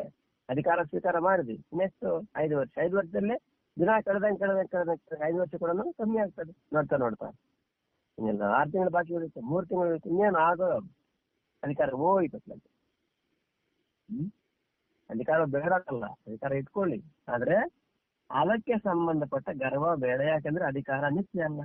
ಎಷ್ಟು ಜನರು ನೋಡಿಲ್ಲ ನಾವು, ಒಮ್ಮೆ ಅವ್ರು ಬಂದ್ರೆ ಅವ್ರ ಹಿಂದೆ ಏನು ಕಾರ್ಗಳು ಅದು ಇದು ಹೇಳ್ತಾ ಇದ್ರು.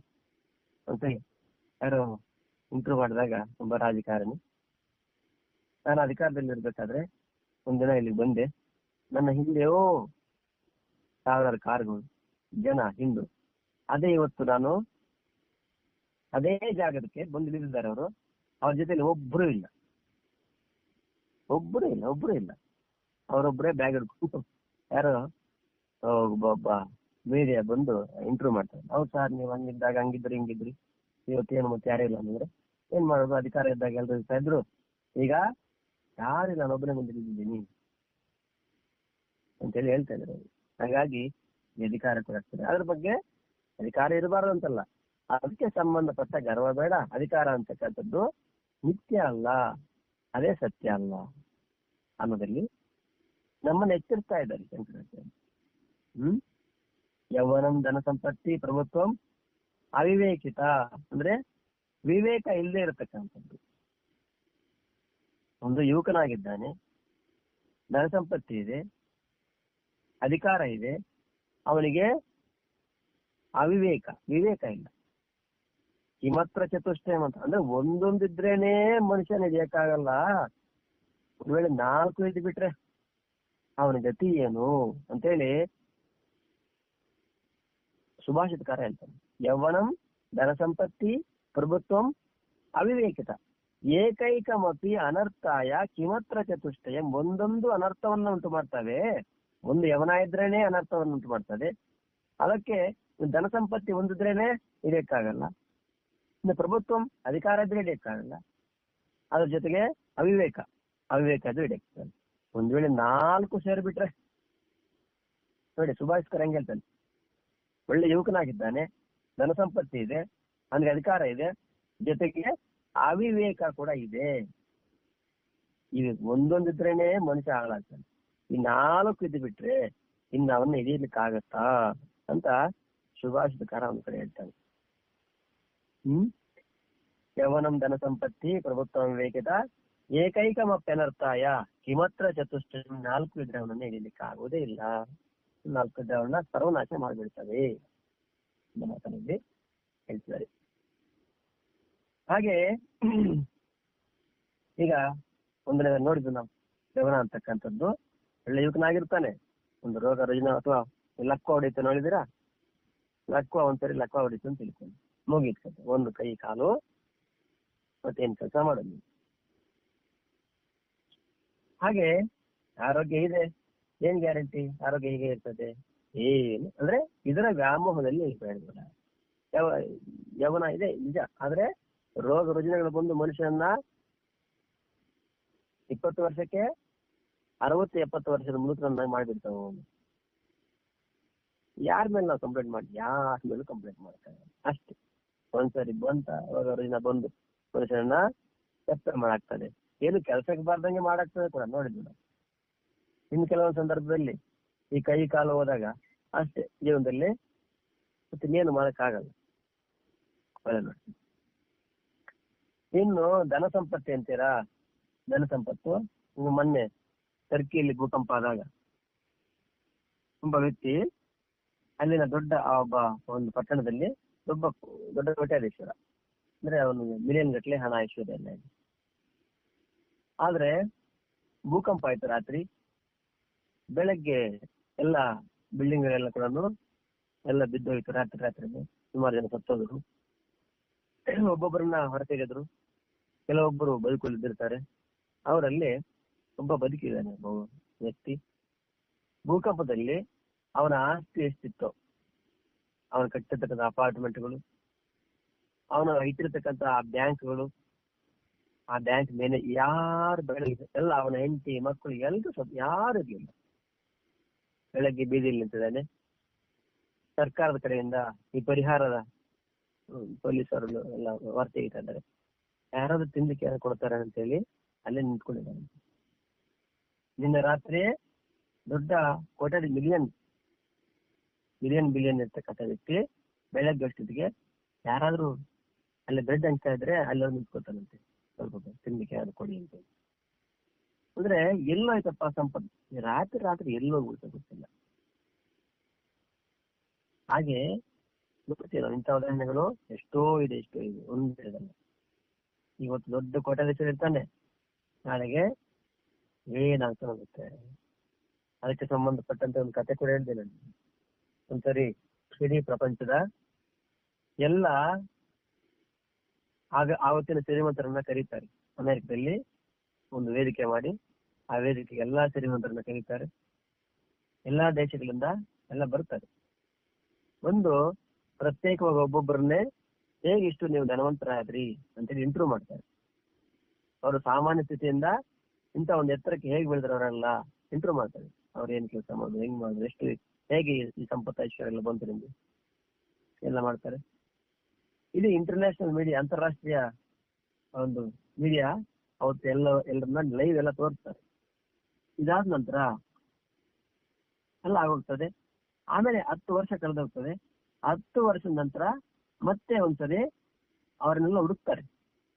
10 ವರ್ಷದ ಹಿಂದೆ ನಾವೆಲ್ಲ ಒಂದು ಸಭೆ ಮಾಡಿದ್ವಲ್ಲ, ಅವರೆಲ್ಲ ಈಗ ಎಲ್ಲಿದ್ದ ಏನ್ ಮಾಡ್ತಾರೆ ಅಂತ ಹೇಳಿ ಒಂದು ಸಂಶೋಧನೆ ಮಾಡ್ತಾರೆ. ಸಂಶೋಧನೆ ಮಾಡಿದ್ರೆ ಅದರಲ್ಲಿ ಸುಮಾರು ಜನ ಸತ್ತೋಗಿರ್ತಾರೆ. ಇನ್ನು ಸುಮಾರು ಜನ ಅವ್ರು ಇಲ್ಲೋದ್ರ ಕೆಲವರು ಎಲ್ಲವನ್ನ ಕಳ್ಕೊಂಡು ಬೀದಿಲಿರ್ತಾರೆ. ಇನ್ನು ಕೆಲವರು ಹುಚ್ಚರಾಗಿರ್ತಾರೆ. ಇನ್ನು ಕೆಲವರು ಎಲ್ಲೋಗಿದ್ದಾರೆ ಗೊತ್ತೇ ಇಲ್ಲ. ಅವ್ರು ಸತ್ತೋದ್ರ ಬದುಕಿದ್ದಾರ ಗೊತ್ತೇ ಆಗಿಲ್ಲ ಅಂತ. ಅಂದ್ರೆ 10 ವರ್ಷಗಳ ಹಿಂದೆ ಇಡೀ ಪ್ರಪಂಚಕ್ಕೆ ಶ್ರೀಮಂತರು ಅವರಲ್ಲಿ. 10 ವರ್ಷದ ನಂತರ ಅವ್ರು ಬದುಕಿದಾರ ಸತ್ತಿದಾರ ಎಲ್ಲೋಗಿದಾರ ಕೂಡ ಗೊತ್ತಿಲ್ಲ.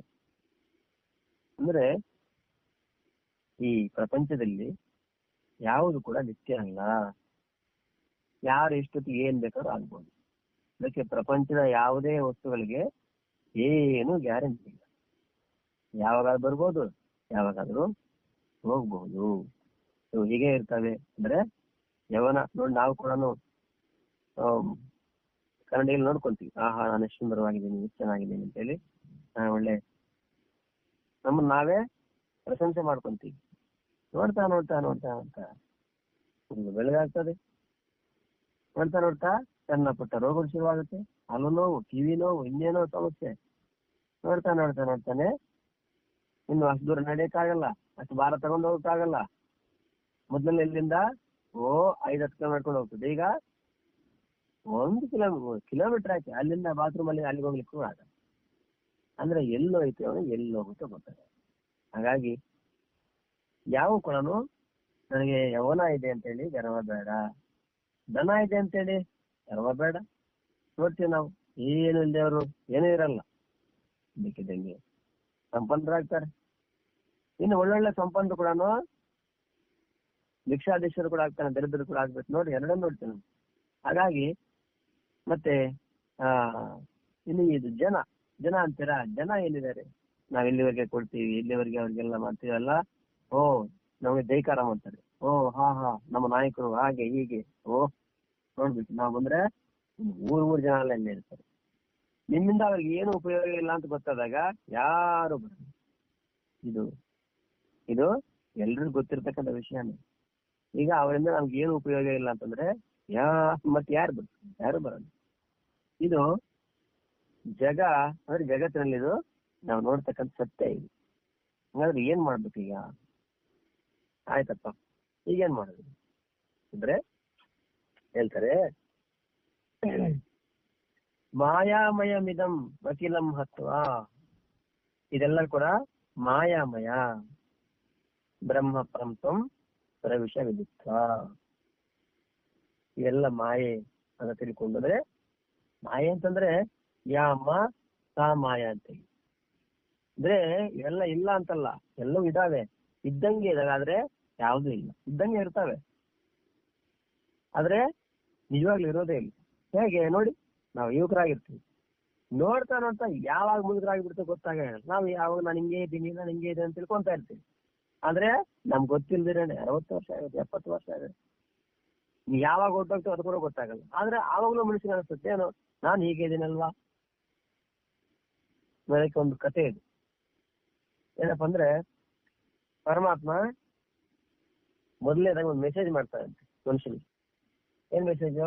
ನೋಡಪ್ಪ, ನೀನು ಬಂದು ಸುಮಾರು 40 ವರ್ಷ ಆಗೋಯ್ತು, ಹಾಗಾಗಿ ಮೊದಲನೇ ಮೆಸೇಜ್ ಕಳಿಸ್ತೀನಿ. ಮೆಸೇಜ್ ಅನ್ನೋಕ್ಕಿಂತ ಒಂದು ಜಾಗ್ರತೆ, ಅಂದ್ರೆ ಒಂದು ಅಲರ್ಟ್ ಆಗ್ಲಿಕ್ಕೆ ಒಂದು ಮೆಸೇಜ್. ಏನು?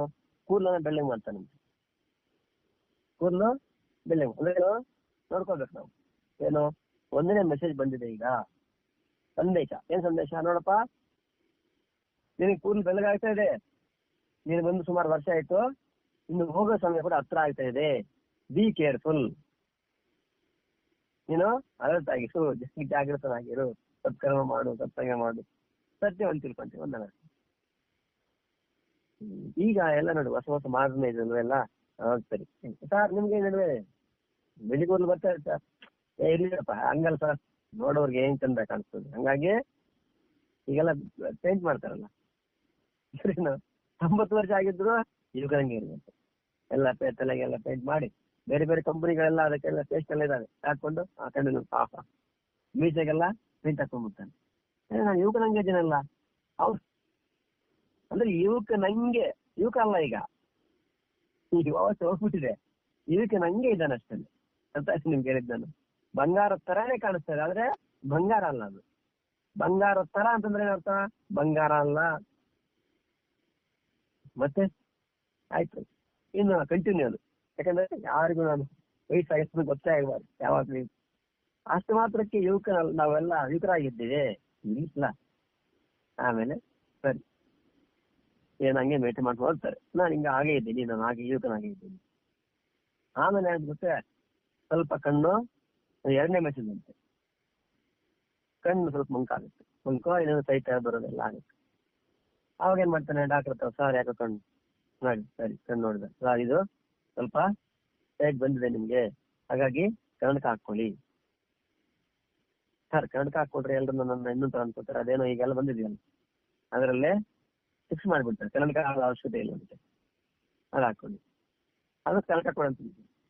ಸರಿ ಕನ್ನಡಕ ಬರ್ಕೊಟ್ಟ, ಕನ್ನಡಕ ಕೊಡ್ತಾರೆ ಅವರು. ಕೊಟ್ಟು ಈ ಕನ್ನಡಕ ನೀವು ಆಪ್ಟಿಕಲ್ಸ್ ಹೋಗಿದ್ರೆ ಯಾವಾಗ ಹೋದ್ರು, ಹೋದ ತಕ್ಷಣ ಮಾತ್ರ ಗೊತ್ತವ್ರು, ಸರ್ ಫ್ಯಾಷನ್, ಅದರಲ್ಲೂ ಫ್ಯಾಷನ್ ಮತ್ತೆ ಕಣ್ಣಿಗೆ ಹಾಕಿ ತೋರಿಸ್ತಾರೆ, ಕನ್ನಡಿಯಲ್ಲಿ ತೋರಿಸ್ತಾರೆ, ದೊಡ್ಡ ಕನ್ನಡಿ ನೋಡಿ ಹೇಗಿದ್ದೀರಾ, ತುಂಬಾ ಸ್ಟೈಲ್ ಕಾಣಿಸ್ತಾರೆ ಅವರೇ, ತುಂಬಾ ಸ್ಟೈಲ್ ಕಾಣಿಸ್ತೀರಿ ಹಾಕೊಂಡಿದೀವಿ ಅಂತೇಳಿ ಒಂದ್ 2-3 ನಿಮಿಷ ಹಾಕಿ ಇದ್ರಲ್ಲಿ ಯಾವ್ದು ಚೆನ್ನಾಗಿದೆ, ಯಾವ್ದೋ ಒಂದು ಇದು ಚೆನ್ನಾಗಿದೆ, ಇಲ್ಲ ಸರ್ ಅದು ಚೆನ್ನಾಗಿದೆ ನೋಡಿ, ಏನೋ ಮಾಡಿ ಅವರು ಸ್ವಲ್ಪ ಹೆಚ್ಚಿಂದು ನಿಮ್ಗೆಲ್ಲ ಇದು ಮಾಡಿ, ಸರಿ ಸರ್ 2-3 ದಿವಸ ಕೊಡ್ತೀನಿ ಅಂತೇಳಿ ಸರಿ ಮಾಡಿ ಅದನ್ನ ಹಾಕೊಂಡು ಕಣ್ಣಲ್ಲಿ ನೋಡ್ಕೊಂಡು ನಾನು ಹೀಗೆ ಇದ್ದೀನಿ ಅಂತ ತಿಳ್ಕೊಂತಾನೆ. ಕಣ್ಣು ಮಂಕಾಗಿದೆ, ನಾನು ಹೀಗೆ ಇದ್ದೇನೆ ಅನ್ಕೊಂತಾನೆ. ಕೂದಲು ಬೆಳಗಾಗಿದೆ, ನಾನೀಗ ಇದೆ. ಈಗ ಹಾಗೆ ಇಲ್ಲ, ಆಯ್ತು ಈಗ 50 ವರ್ಷ ವಯಸ್ಸಾಯ್ತು ಅಂದ್ರೆ ಸಂಪ್ರಾಪ್ತಿಯ ಸನ್ನಿಹಿತ ಕಾಲೇ ಹೋಗ್ತಕ್ಕಂಥ ಸಮಯ ಆಸನ್ನವಾಗ್ತದೆ, ಆದ್ರೆ ನಾನು ಹೀಗೆ ಇದ್ದೀನಿ ಅಂತ ತಿಳ್ಕೊಂತಿರ್ತಾನೆ. ಆಮೇಲೆ ಮತ್ತೆ 3ನೇ ಮೆಸೇಜ್ ಬರುತ್ತಂತೆ, ಏನು ಈ ಹಲ್ಲೆಲ್ಲ ಒಂದೊಂದು ಉದುರ್ಲಿಕ್ಕೆ ಶುರುವಾಗುತ್ತಂತೆ, ಊಟ ಮಾಡ್ಲಿಕ್ಕೆ ಆಗಲ್ಲ, ಊಟ ಮಾಡಿದ್ರೆ ಜೀರ್ಣ ಆಗಲ್ಲ, ಜೀರ್ಣ ಹೋದ್ರೆ ನಿದ್ದೆ ಬರಲ್ಲ, ಎಲ್ಲ 3ನೇ ಮೆಸೇಜ್ ಅಂತೆ. ಅದಕ್ಕೆ ಸಂಬಂಧಪಟ್ಟು ಮತ್ತೆ ಹಲ್ಲು ಕಟ್ಟಿಸ್ತಾನೆ. ಈಗೆಲ್ಲ ಹೊಸ ಇದೆಲ್ಲ ಬಂದಿದೆಯಲ್ಲ, ಹಲ್ಲು ಕಟ್ಟಿಸಿ ನಾನೇನು ಬೇಕಾದ್ರೆ ತಿಂತೀನಿ ಅಂದ್ರೆ ಬದಲಾವಣೆ ಬಂದಿರೋದನ್ನ ಗಮನಿಸೋದೇ ಇಲ್ಲ. ಆಯ್ತು ಹಲ್ಲು ಕಟ್ಟಿಸಿದಾಯ್ತು, ಮತ್ತೆ ನಾವೆಲ್ಲ ಏನೇ ಆಗ್ಲಿ ದೇವರು ಕೊಟ್ಟು ಹಲ್ಲು ಹೋದ ಮೇಲೆ ನೀವು ಎಂತ ಹಲ್ಲೆ ಕಟ್ಟಿಸಿ ಅದ್ರ ವಿಷಯನೇ ಬೇರೆ ಅಂತ. ಅವು ಜಡ ವಸ್ತುಗಳಷ್ಟೇನೆ, ಚೇತನ ಅಲ್ಲ ಅದು. ನಮ್ಮ ದೇವ್ರು ಕೊಟ್ಟಿರತಕ್ಕಂಥ ಹಲ್ಲು ಚೇತನ, ಅದಕ್ಕೊಂದು ಶಕ್ತಿ ಇದೆ. ಅದೋದ್ಮೇಲೆ ನಾವು ಕಟ್ತೀವಿ ಹಲ್ಲು, ಅದಕ್ಕೆ ಅವೆಲ್ಲ ಅಷ್ಟು ಇದಿರಲ್ಲ, ಜಡ ಸುಮ್ಮನೆ ಇರ್ತಾರೆ ಅಷ್ಟೇನ, ಆಗಲಿಕ್ಕೆ ಸ್ವಲ್ಪ ಅನುಕೂಲ ಆಗ್ಬೋದು ಅಷ್ಟೇನೆ. ಆಯ್ತು ಇಷ್ಟೆಲ್ಲ ಆದ್ರೂ ಹಲ್ಲು ಕಟ್ಸ್ಕೊಂಡು ಮತ್ತೆ ಚೆನ್ನಾಗಿ ತಿಂತ ಅವ್ನು ಜೀರ್ಣ ಆಗಲೂ ಪರವಾಗಿಲ್ಲ ತಿನ್ನೋದೇ ಅಂತ ನಾವು ಏನು ಮಾಡ್ಬೇಕು ಸುಮ್ಮಿಸ್ತಾರೆ. ಇನ್ನು ಕೊನೆಗೆ ಓಹೋ ಇನ್ನು ಇಷ್ಟು ನಾನು ಸರಿ ಮೆಸೇಜ್ ಮಾಡಿದ್ರು ಅಲರ್ಟ್ ಮಾಡಿದ್ರು ಗೊತ್ತಾಗ್ತಾ ಇಲ್ಲ ಅಂತೇಳಿ ಇನ್ನು ಖುದ್ದು ತಾನೇ ಬೇರೆ ಕಳಿಸ್ತಾವಂತೆ, ಹೋಗಿ ತಗೊಂಡ್ಬಂದಿದ್ವಿ. ಯಾಕೆ ಸ್ಕೂಲ್ ಬೆಳಗ್ಗೆ ಮಾಡಿದ್ವಿ, ಅರ್ಥ ಆಗ್ಲಿಲ್ಲ. ಮತ್ತೆ ಅವನಿಗೆ ಇನ್ನೇನು ಕಣ್ಣು ಮಂಕು ಮಾಡಿದ್ವಿ, ಆಗ್ಲೂ ಅರ್ಥ ಮಾಡ್ಕೊಳ್ಳಿಲ್ಲ, ಅಲ್ಲೂ ದುರ್ಸ್ಬಿಟ್ಟಿವಿ, ಆಗ್ಲೂ ಅರ್ಥ ಮಾಡ್ಕೊಳ್ಳಿ. 4 ಮೆಸೇಜ್ ಅಂದಿದೆ ಅಂತ. ಏನು ಅವನು ನಡಿಲಿಕ್ಕೆ ಕೂತ್ಕೊಳ್ಳಿಕ್ಕೆ ಕೇಳಲಿಕ್ಕೆ ತುಂಬಾ ಕಷ್ಟ ಆಗತ್ತಂತೆ. ಅವಾಗ ಕೈಯಲ್ಲೊಂದು ಕೋಲ್ ಹಿಡ್ಕೊತಾರಂತೆ, ಹಿಡ್ಕೊಂಡು ನಾನು ಹೀಗೆ ಇದ್ದೀನಿ ಅನ್ಕೊಂತಾನಂತೆ. ಇಷ್ಟೆಲ್ಲ ಮಾತ್ರ ಅರ್ಥ ಆಗ್ಲಿಲ್ಲ, ಹಂಗಾಗಿ ಹೋಗಿ ಅವ್ನು ತಗೊಂಡ್ ಬಂದ್ವಿ ಅಂತೇಳಿ ಕೊನೆಯದಾಗಿ ಯಾವ್ದರ್ಸೆ ಬರ್ತಾರಂತೆ. ಬಂದು ತಗೊಂಡು ಹೋಗೋದೆ, ಇಲ್ಲ ಸ್ವಲ್ಪ ಹೊತ್ತು ಟೈಮ್ ಕೊಡಿ ಅಂದ್ರೆ ಟೈಮ್ಗೆ ಇಲ್ಲಪ್ಪ. ಟೈಮ್ ಕೊಟ್ಟಿದ್ದೀವಲ್ಲ, 60-70 ವರ್ಷ ಟೈಮ್ ಕೊಟ್ಟಿದ್ದೀವಲ್ಲ, ಅವಾಗ ಏನು ಮಾಡ್ಲೇ ಇಲ್ಲ ಅಲ್ಲಪ್ಪ. 60-70 ವರ್ಷ ಟೈಮ್ ಕೊಟ್ಟಾಗ ಏನು ಮಾಡಿದ್ವಿ? ಏನು ಮಾಡಿದ್ದಿಲ್ಲ. ಅವನಂಗೆ ಇವನಿಂಗೆ ಅವ್ನು ಸರಿ ಇಲ್ಲ, ಇವ್ ಸರಿ ಇಲ್ಲ, ಇದೆಲ್ಲ ಧರ್ಮದ ವಿರುದ್ಧ ಮಾತಾಡ್ತಾ, ಧರ್ಮದ ವಿರುದ್ಧ ಕೆಲಸ ಮಾಡ್ತಾ, ನಾನೇ ದೊಡ್ಡವನ್ ತಿಳ್ಕೊಳ್ಳಿ, ನನಗೆ ಹಣ ಇದೆ, ಐಶ್ವರ್ಯ, ಜನ, ಇದರಲ್ಲೇ ಮುಳುಗಿ ನೀನು ತೇಲಾಡ್ತಾ ಇದ್ದೆ, ಇನ್ನೇನು ಸಮಯ ಇದೆ ಖಾಲಿ ಮಾಡಿ ಅಂತೇಳಿ ತಗೊಂಡು ಹೋಗ್ಬಿಡ್ತಾರೆ. ಅದನ್ನ ಇಲ್ಲಿ ಹೇಳ್ತಿದ್ದಾರೆ, ಮಾ ಕುರು ಧನ ಜನ ಯೌವನ ಗರ್ವ. ಸಹಜವಾಗಿ ಕೆಲವು ಸಂದರ್ಭದಲ್ಲಿ ಎಲ್ಲರಿಗೂ ಬರ್ತದೆ, ಅಧಿಕಾರ ಇದೆ ಅಂತ ಬರ್ತದೆ, ಹಣ ಇದೆ ಅಂತ ಬರ್ತದೆ, ಯೌವನ ಬರ್ತದೆ, ಇಲ್ಲ ಅಂತಲ್ಲ. ಸಹಜವಾಗಿ ಅವಿದ್ದಾಗ ಎಲ್ರಿಗೂ ಅದರ ಇದು ಆಗ್ತದೆ, ಇಲ್ಲ ಅಂತಲ್ಲ. ಆದ್ರೆ ತಕ್ಷಣ ಸಾಧಕನಾಗಿರ್ತಕ್ಕಂಥವನು ಅಲರ್ಟ್ ಆಗ್ಬೇಕು, ಎಚ್ಚರಿಕೆಯಿಂದ ನೀ ಕೇಳ್ಕೊಂಡು. ಯಾಕಂದ್ರೆ ಇವೆಲ್ಲ ನಿತ್ಯ ವಸ್ತುಗಳಲ್ಲ. ಯೌವನ ಆಗಿರ್ಬೋದು, ಹಣ ಆಗಿರ್ಬೋದು, ಪದವಿ, ಇವೆಲ್ಲ ಕೂಡ ನಿತ್ಯ ವಸ್ತುಗಳಲ್ಲ. ಯಾವ ಬೇಕಾದ್ರೂ ಹೋಗ್ಬೋದು. ಒಂದ್ ವೇಳೆ ಯಾವ್ದು ಹೋಗ್ಲಿಲ್ಲಪ್ಪ, ನಾನೇ ಹೋಗ್ತೀನಿ. ಈಗ ಅಧಿಕಾರದಲ್ಲಿದ್ದು ಎಷ್ಟು ಜನ ಹೋಗ್ಲಿಲ್ಲ? ಈ ಪ್ರಧಾನಮಂತ್ರಿ ಪದವಿಯಲ್ಲಿದ್ದು ರಾಜೀವ್ ಗಾಂಧಿ ಹೋಗ್ಲಿಲ್ವೇ? ಹೋದ್ರು. ಇಂದಿರಾ ಗಾಂಧಿ ಹೋಗ್ಲಿಲ್ವೇ? ಹೋದ್ರು. ಪದವಿಯಲ್ಲಿದ್ದಿದ್ದೆ. ಹಾಗಾಗಿ ಪದವಿ ಇರ್ಬೋದು, ನಾವೇ ಇರಲ್ವ. ಹಣ ಇರ್ಬೋದು, ನಾವೇ ಇರಲ್ವ. ಹಾಗೆ ಅದಕ್ಕೆ ಸಂಬಂಧಪಟ್ಟ ಗರ್ವ ಅಂತಕ್ಕಂಥದ್ದು ಬೇಡ, ಸಹಜವಾಗಿ ಬರ್ತದೆ. ಎಲ್ಲ ಅದೊಂದೇ ಅಲ್ಲ, ಕೇವಲ ಸುಮ್ನೆ 2-3 ಮಾತ್ರ ಹೇಳ್ತಾರೆ ಶಂಕರಾಚಾರ್ಯ. ಗರ್ವ ಅಂತಕ್ಕಂಥ ಮನುಷ್ಯನಿಗೆ ಗರ್ವ ಬರ್ಲಿಕ್ಕೆ ಎಷ್ಟೋ ಇದಾವೆ. ಈಗಾಗಲೇ ನಾವ್ ಹೇಳ್ಕೊಂಡು, ನಾನು ಬುದ್ಧಿವಂತ, ವಿದ್ಯಾವಂತ, ಒಳ್ಳೆ ನಾನು ಜ್ಞಾನವಂತ, ಒಳ್ಳೆ ಪ್ರವಚನ ಮಾಡ್ತೀನಿ, ಒಳ್ಳೆ ಪಾಠ ಮಾಡ್ತೀನಿ, ನಾನಂದ್ರೆ ಎಲ್ರಿಗೂ ಗೌರವ, ನನಗೆ ಇಷ್ಟು ಜನ ಫಾಲೋವರ್ಸ್ ಇದ್ದಾರೆ, ಇದು ಗರ್ವ ಮನುಷ್ಯನಿಗೆ. ಮೊನ್ನೆ ಮಾತಾಡ್ತಿದ್ದೇನೆ, ನನಗೆ 2 ಲಕ್ಷ ಜನ ಫಾಲೋವರ್ಸ್ ಇದ್ದಾರೆ, ಅದಕ್ಕೆ ಸಂಬಂಧಪಟ್ಟ ಇದ್ರೆ ಇದ್ದಾರು, ಒಳ್ಳೇದೇ. ಗರ್ವ ಪಡ್ಲಿಕ್ಕೆ ಅವಶ್ಯಕತೆ ಇದೆ. ಆಯ್ತು, ನಿನ್ಗೆ 2,000 ಜನ ಫಾಲೋವರ್ಸ್ ಒಳ್ಳೇದೇ, ಇಲ್ಲ ಅಂತ ಅದಕ್ಕೆ ಗರ್ವ ಯಾಕೆ ಅಂತ. ಅವರು ನಿತ್ಯ ಅಲ್ಲ, ನೀನು ನಿತ್ಯ ಅಲ್ಲ. ನಿನ್ನ ಗರ್ವ ಕೂಡ ನಿತ್ಯ ಅಲ್ಲ. ಯಾವ ಬೇಕಾದ್ರೂ ಹೋಗು, ಉಲ್ಟಾ ಹೊಡಿಬೋದು. ಹಾಗಾಗಿ ಮಾಕುರು ಧನ ಜನ ಯೌವನ ಗರ್ವಂ ಹರತಿ ನಿಮಿಷ ಕಾಲ ಸರ್ವಂ. ಈ ಕಾಲ ಅಂತಕ್ಕಂಥ ಒಂದು ನಿಮಿಷ ಮಾತ್ರದಲ್ಲಿ ಎಲ್ಲವನ್ನು ತಗೊಂಡೋಗ್ಬಿಡ್ತದೆ. ಯೌವನ ಇದೆ, ಯಾವ ಬೇಕಾದ್ರೂ ತಗೊಂಡೋಗ್ಬೋದು. ಇನ್ನು ಮಕುರು ಧನ ಧನ ನೋಡ್ತೀವಿ, ಸಂಪತ್ತ ಐಶ್ವರ್ಯ.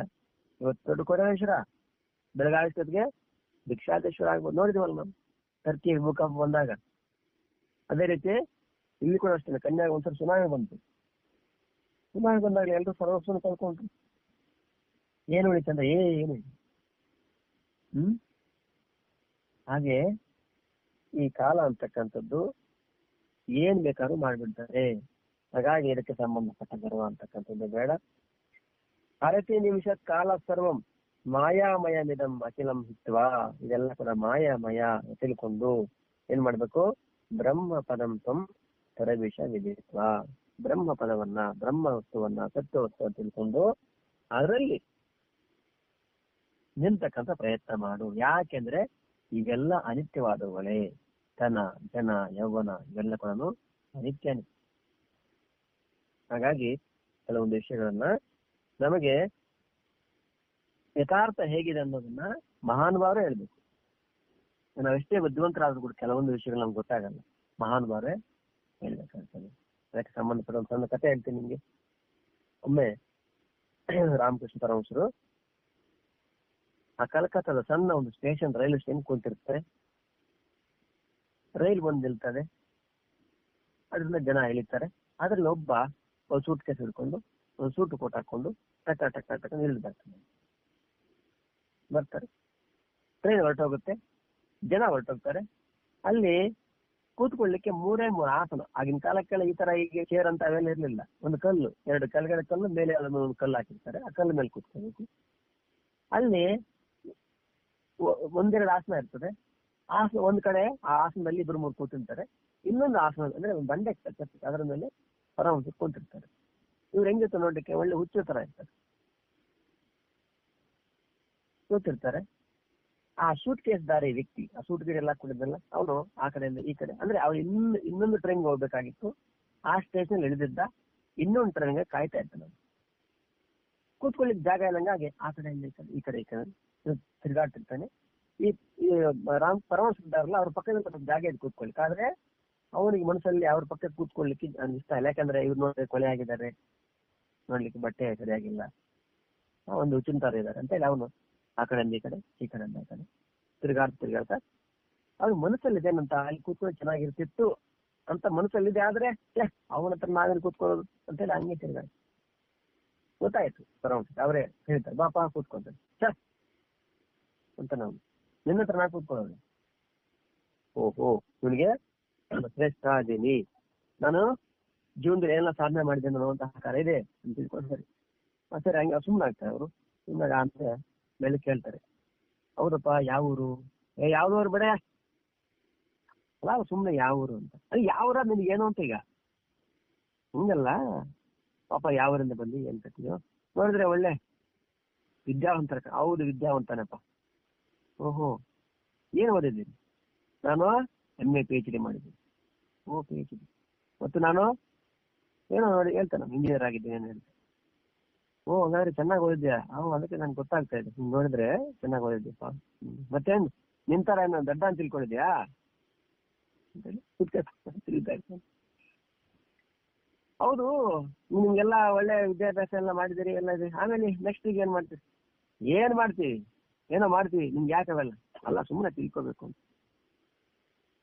ಅಂದ್ರೆ ಏನು, ಈಗ ಒಳ್ಳೆ ಸಂಪಾದಕಗಳು ಇರುತ್ತೆ, ಮತ್ತೆ ಎಷ್ಟು ಇರ್ಬೋದು ಸಂಬಳ? ಎಷ್ಟೋ ಇದೆ ಬಿಟ್ಟು ನಿಮ್ಗೆ ಯಾಕವೆಲ್ಲ ಇಲ್ಲ, ಸುಮ್ಮನೆ ತಿಳ್ಕೊಬೇಕು. ಆಗಿನ ಕಾಲಕ್ಕೆ ಒಂದು 15-20 ಸಾವಿರ ಅಂತ ತಿಳ್ಕೊಳ್ಳಿ. ಇವತ್ತು ಅಂದ್ರೆ 1-2 ಲಕ್ಷ ಅಂತ ತಿಳ್ಕೊಳ್ಳಿ. 1-2 ಲಕ್ಷ ಅನ್ಕೊಂಡು 2 ಲಕ್ಷ ಅಂದ 2 ಲಕ್ಷ. ಓ ಪರವಾಗಿಲ್ಲ. 2 ಲಕ್ಷ ಅಂದ್ರೆ ಏನಪ್ಪಾ, ಸಾಮಾನ್ಯನಾ? ಅವ್ನು ಹಂಗೆ ತಿರ್ಗಿಸ್ತಾ ಇದ್ದ. ಆಮೇಲೆ ಏನ್ ಮಾಡ್ತೀರಿ? ಏನ್ ಮಾಡ್ತೀನಿ ಆಮೇಲೆ ಮದುವೆ ಮಾಡ್ಕೋಬೇಕಲ್ವಾ? ಮಾಡ್ಕೊಂಡಿರ್ತೀನಾ? ಸರಿ ಮದುವೆ. ಆಮೇಲೆ ನಾನು ಹೆಂಡತಿ ಎಲ್ಲ ಚೆನ್ನಾಗಿ ಆನಂದವಾಗಿರ್ತೀವಿ. ಆಮೇಲೆ ಆಮೇಲೆ ಮಕ್ಕಳಾಗ್ತಾರೆ, ಆಮೇಲೆ ಮಕ್ಕಳೆಲ್ಲ ದೊಡ್ಡವರಾಗ್ತಾರೆ, ಕಾಲಕ್ಕೆ ಕಳಿಸಿ ದೊಡ್ಡವರಾಗ್ತಾರೆ, ಆಮೇಲೆ ಅವ್ರಿಗೆ ಮದುವೆ ಆಗ್ತದೆ. ಹೀಗೆ ಮತ್ತೆ ಮತ್ತೆ ಆಮೇಲೆ ಅಂತ ಆಮೇಲೆ ಅವರೆಲ್ಲ ಮದುವೆ ಆಗ್ತಾರೆ, ಅವ್ರ ಪಾಡಿಗೆ ಅವ್ರು ಅವನಾಗಿರ್ತಾರೆ, ನಾನು ರಿಟೈರ್ಡ್ ಆಯ್ತೀನಿ. ಆಮೇಲೆ ಸುಖವಾಗಿ ನಾನು ಹೆಂಡತಿ ಇಬ್ರು ಆನಂದವಾಗಿ ಎದ್ದು ಬಿಡ್ತೀವಿ. ಇವರು ಪರವಾಗಿ ಆಮೇಲೆ ಅಂತಾರೆ, ಆಮೇಲೆ ಏನಿದೆಯಾ, ಇನ್ನೇನಿಲ್ಲ, ಆಮೇಲೆ ಸುಮ್ಮನೆ ಇರೋದಷ್ಟೇ ಆನಂದವಾಗಿ. ಇಲ್ಲಪ್ಪ, ಆಮೇಲೆ ಕೂಡ ಇದೆ. ಆಮೇಲೆ ನೀನು ಪಿಂಡ ಏನಿದೆ, ಆಮೇಲೆ ಏನಿಲ್ಲ, ಇಲ್ಲ ನೀನ್ ಸತ್ತು ಹೋಗ್ತೀಯ ಅಂತಾರೆ. ಅವನಿಗೆ ಒಮ್ಮೆಲೆ ಶಾಕ್ ಆಗುತ್ತೆ.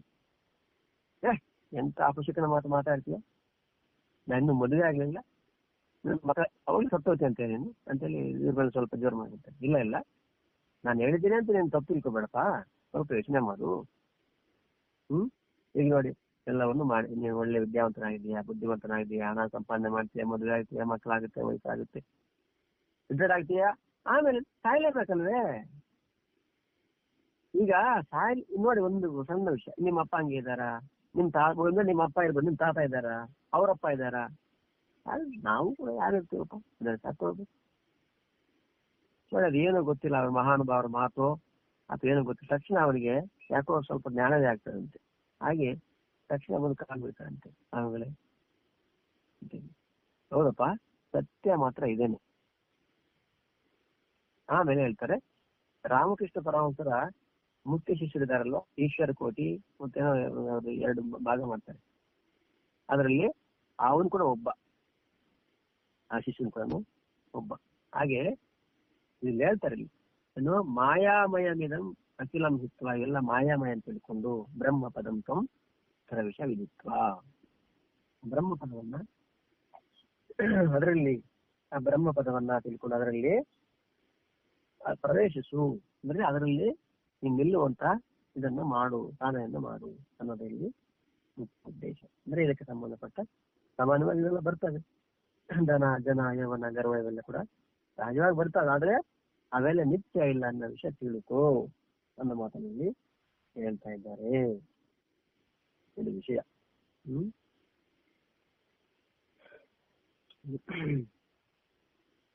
ಮುಂದಿನ ಶ್ಲೋಕಕ್ಕೆ ಹೋಗೋಣ. ಮುಂದಿನ ಶ್ಲೋಕ ಯಾವುದು?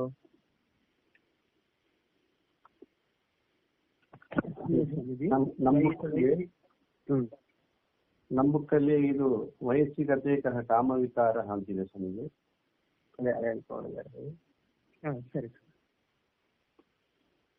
ಇಲ್ಲಿ ಎಲ್ಲ ಉಂಟಾಗಿರ್ತದೆ.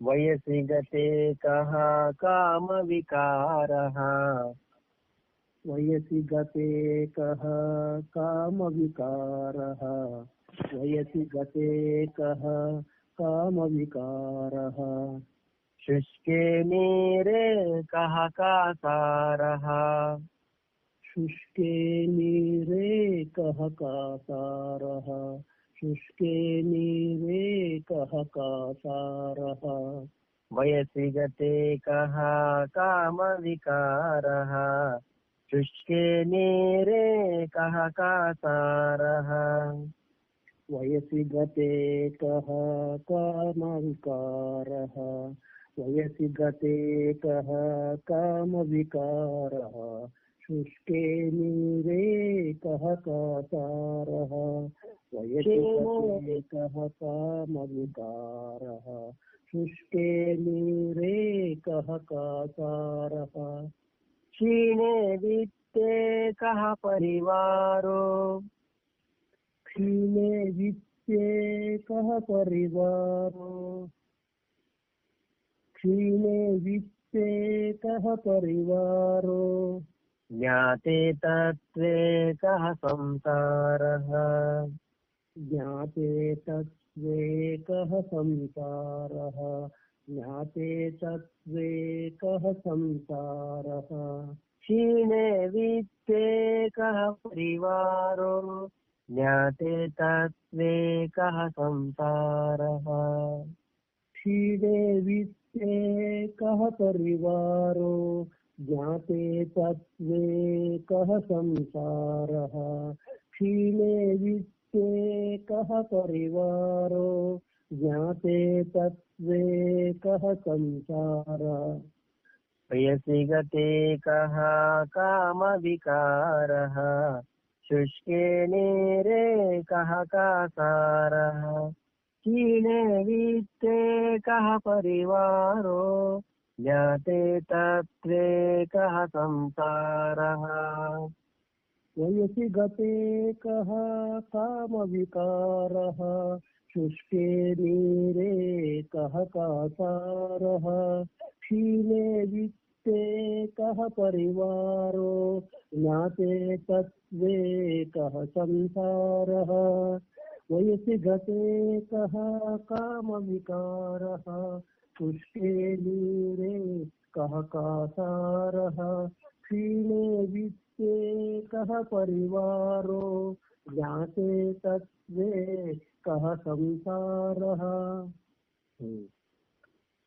वयसि गते कः कामविकारः शुष्के नीरे कः कासारः क्षीणे वित्ते कः परिवारो ज्ञाते तत्त्वे कः संसारः भज गोविंदं गोविंदं भज मूढमते संप्राप्ते सन्निहिते काले नहि नहि रक्ष्यते दुःखकरणे वयसि गते कामविकारः कः शुष्के नीरे कासारः कः क्षीणे वित्ते परिवारः कः ज्ञाते तत्त्वे संसारः कः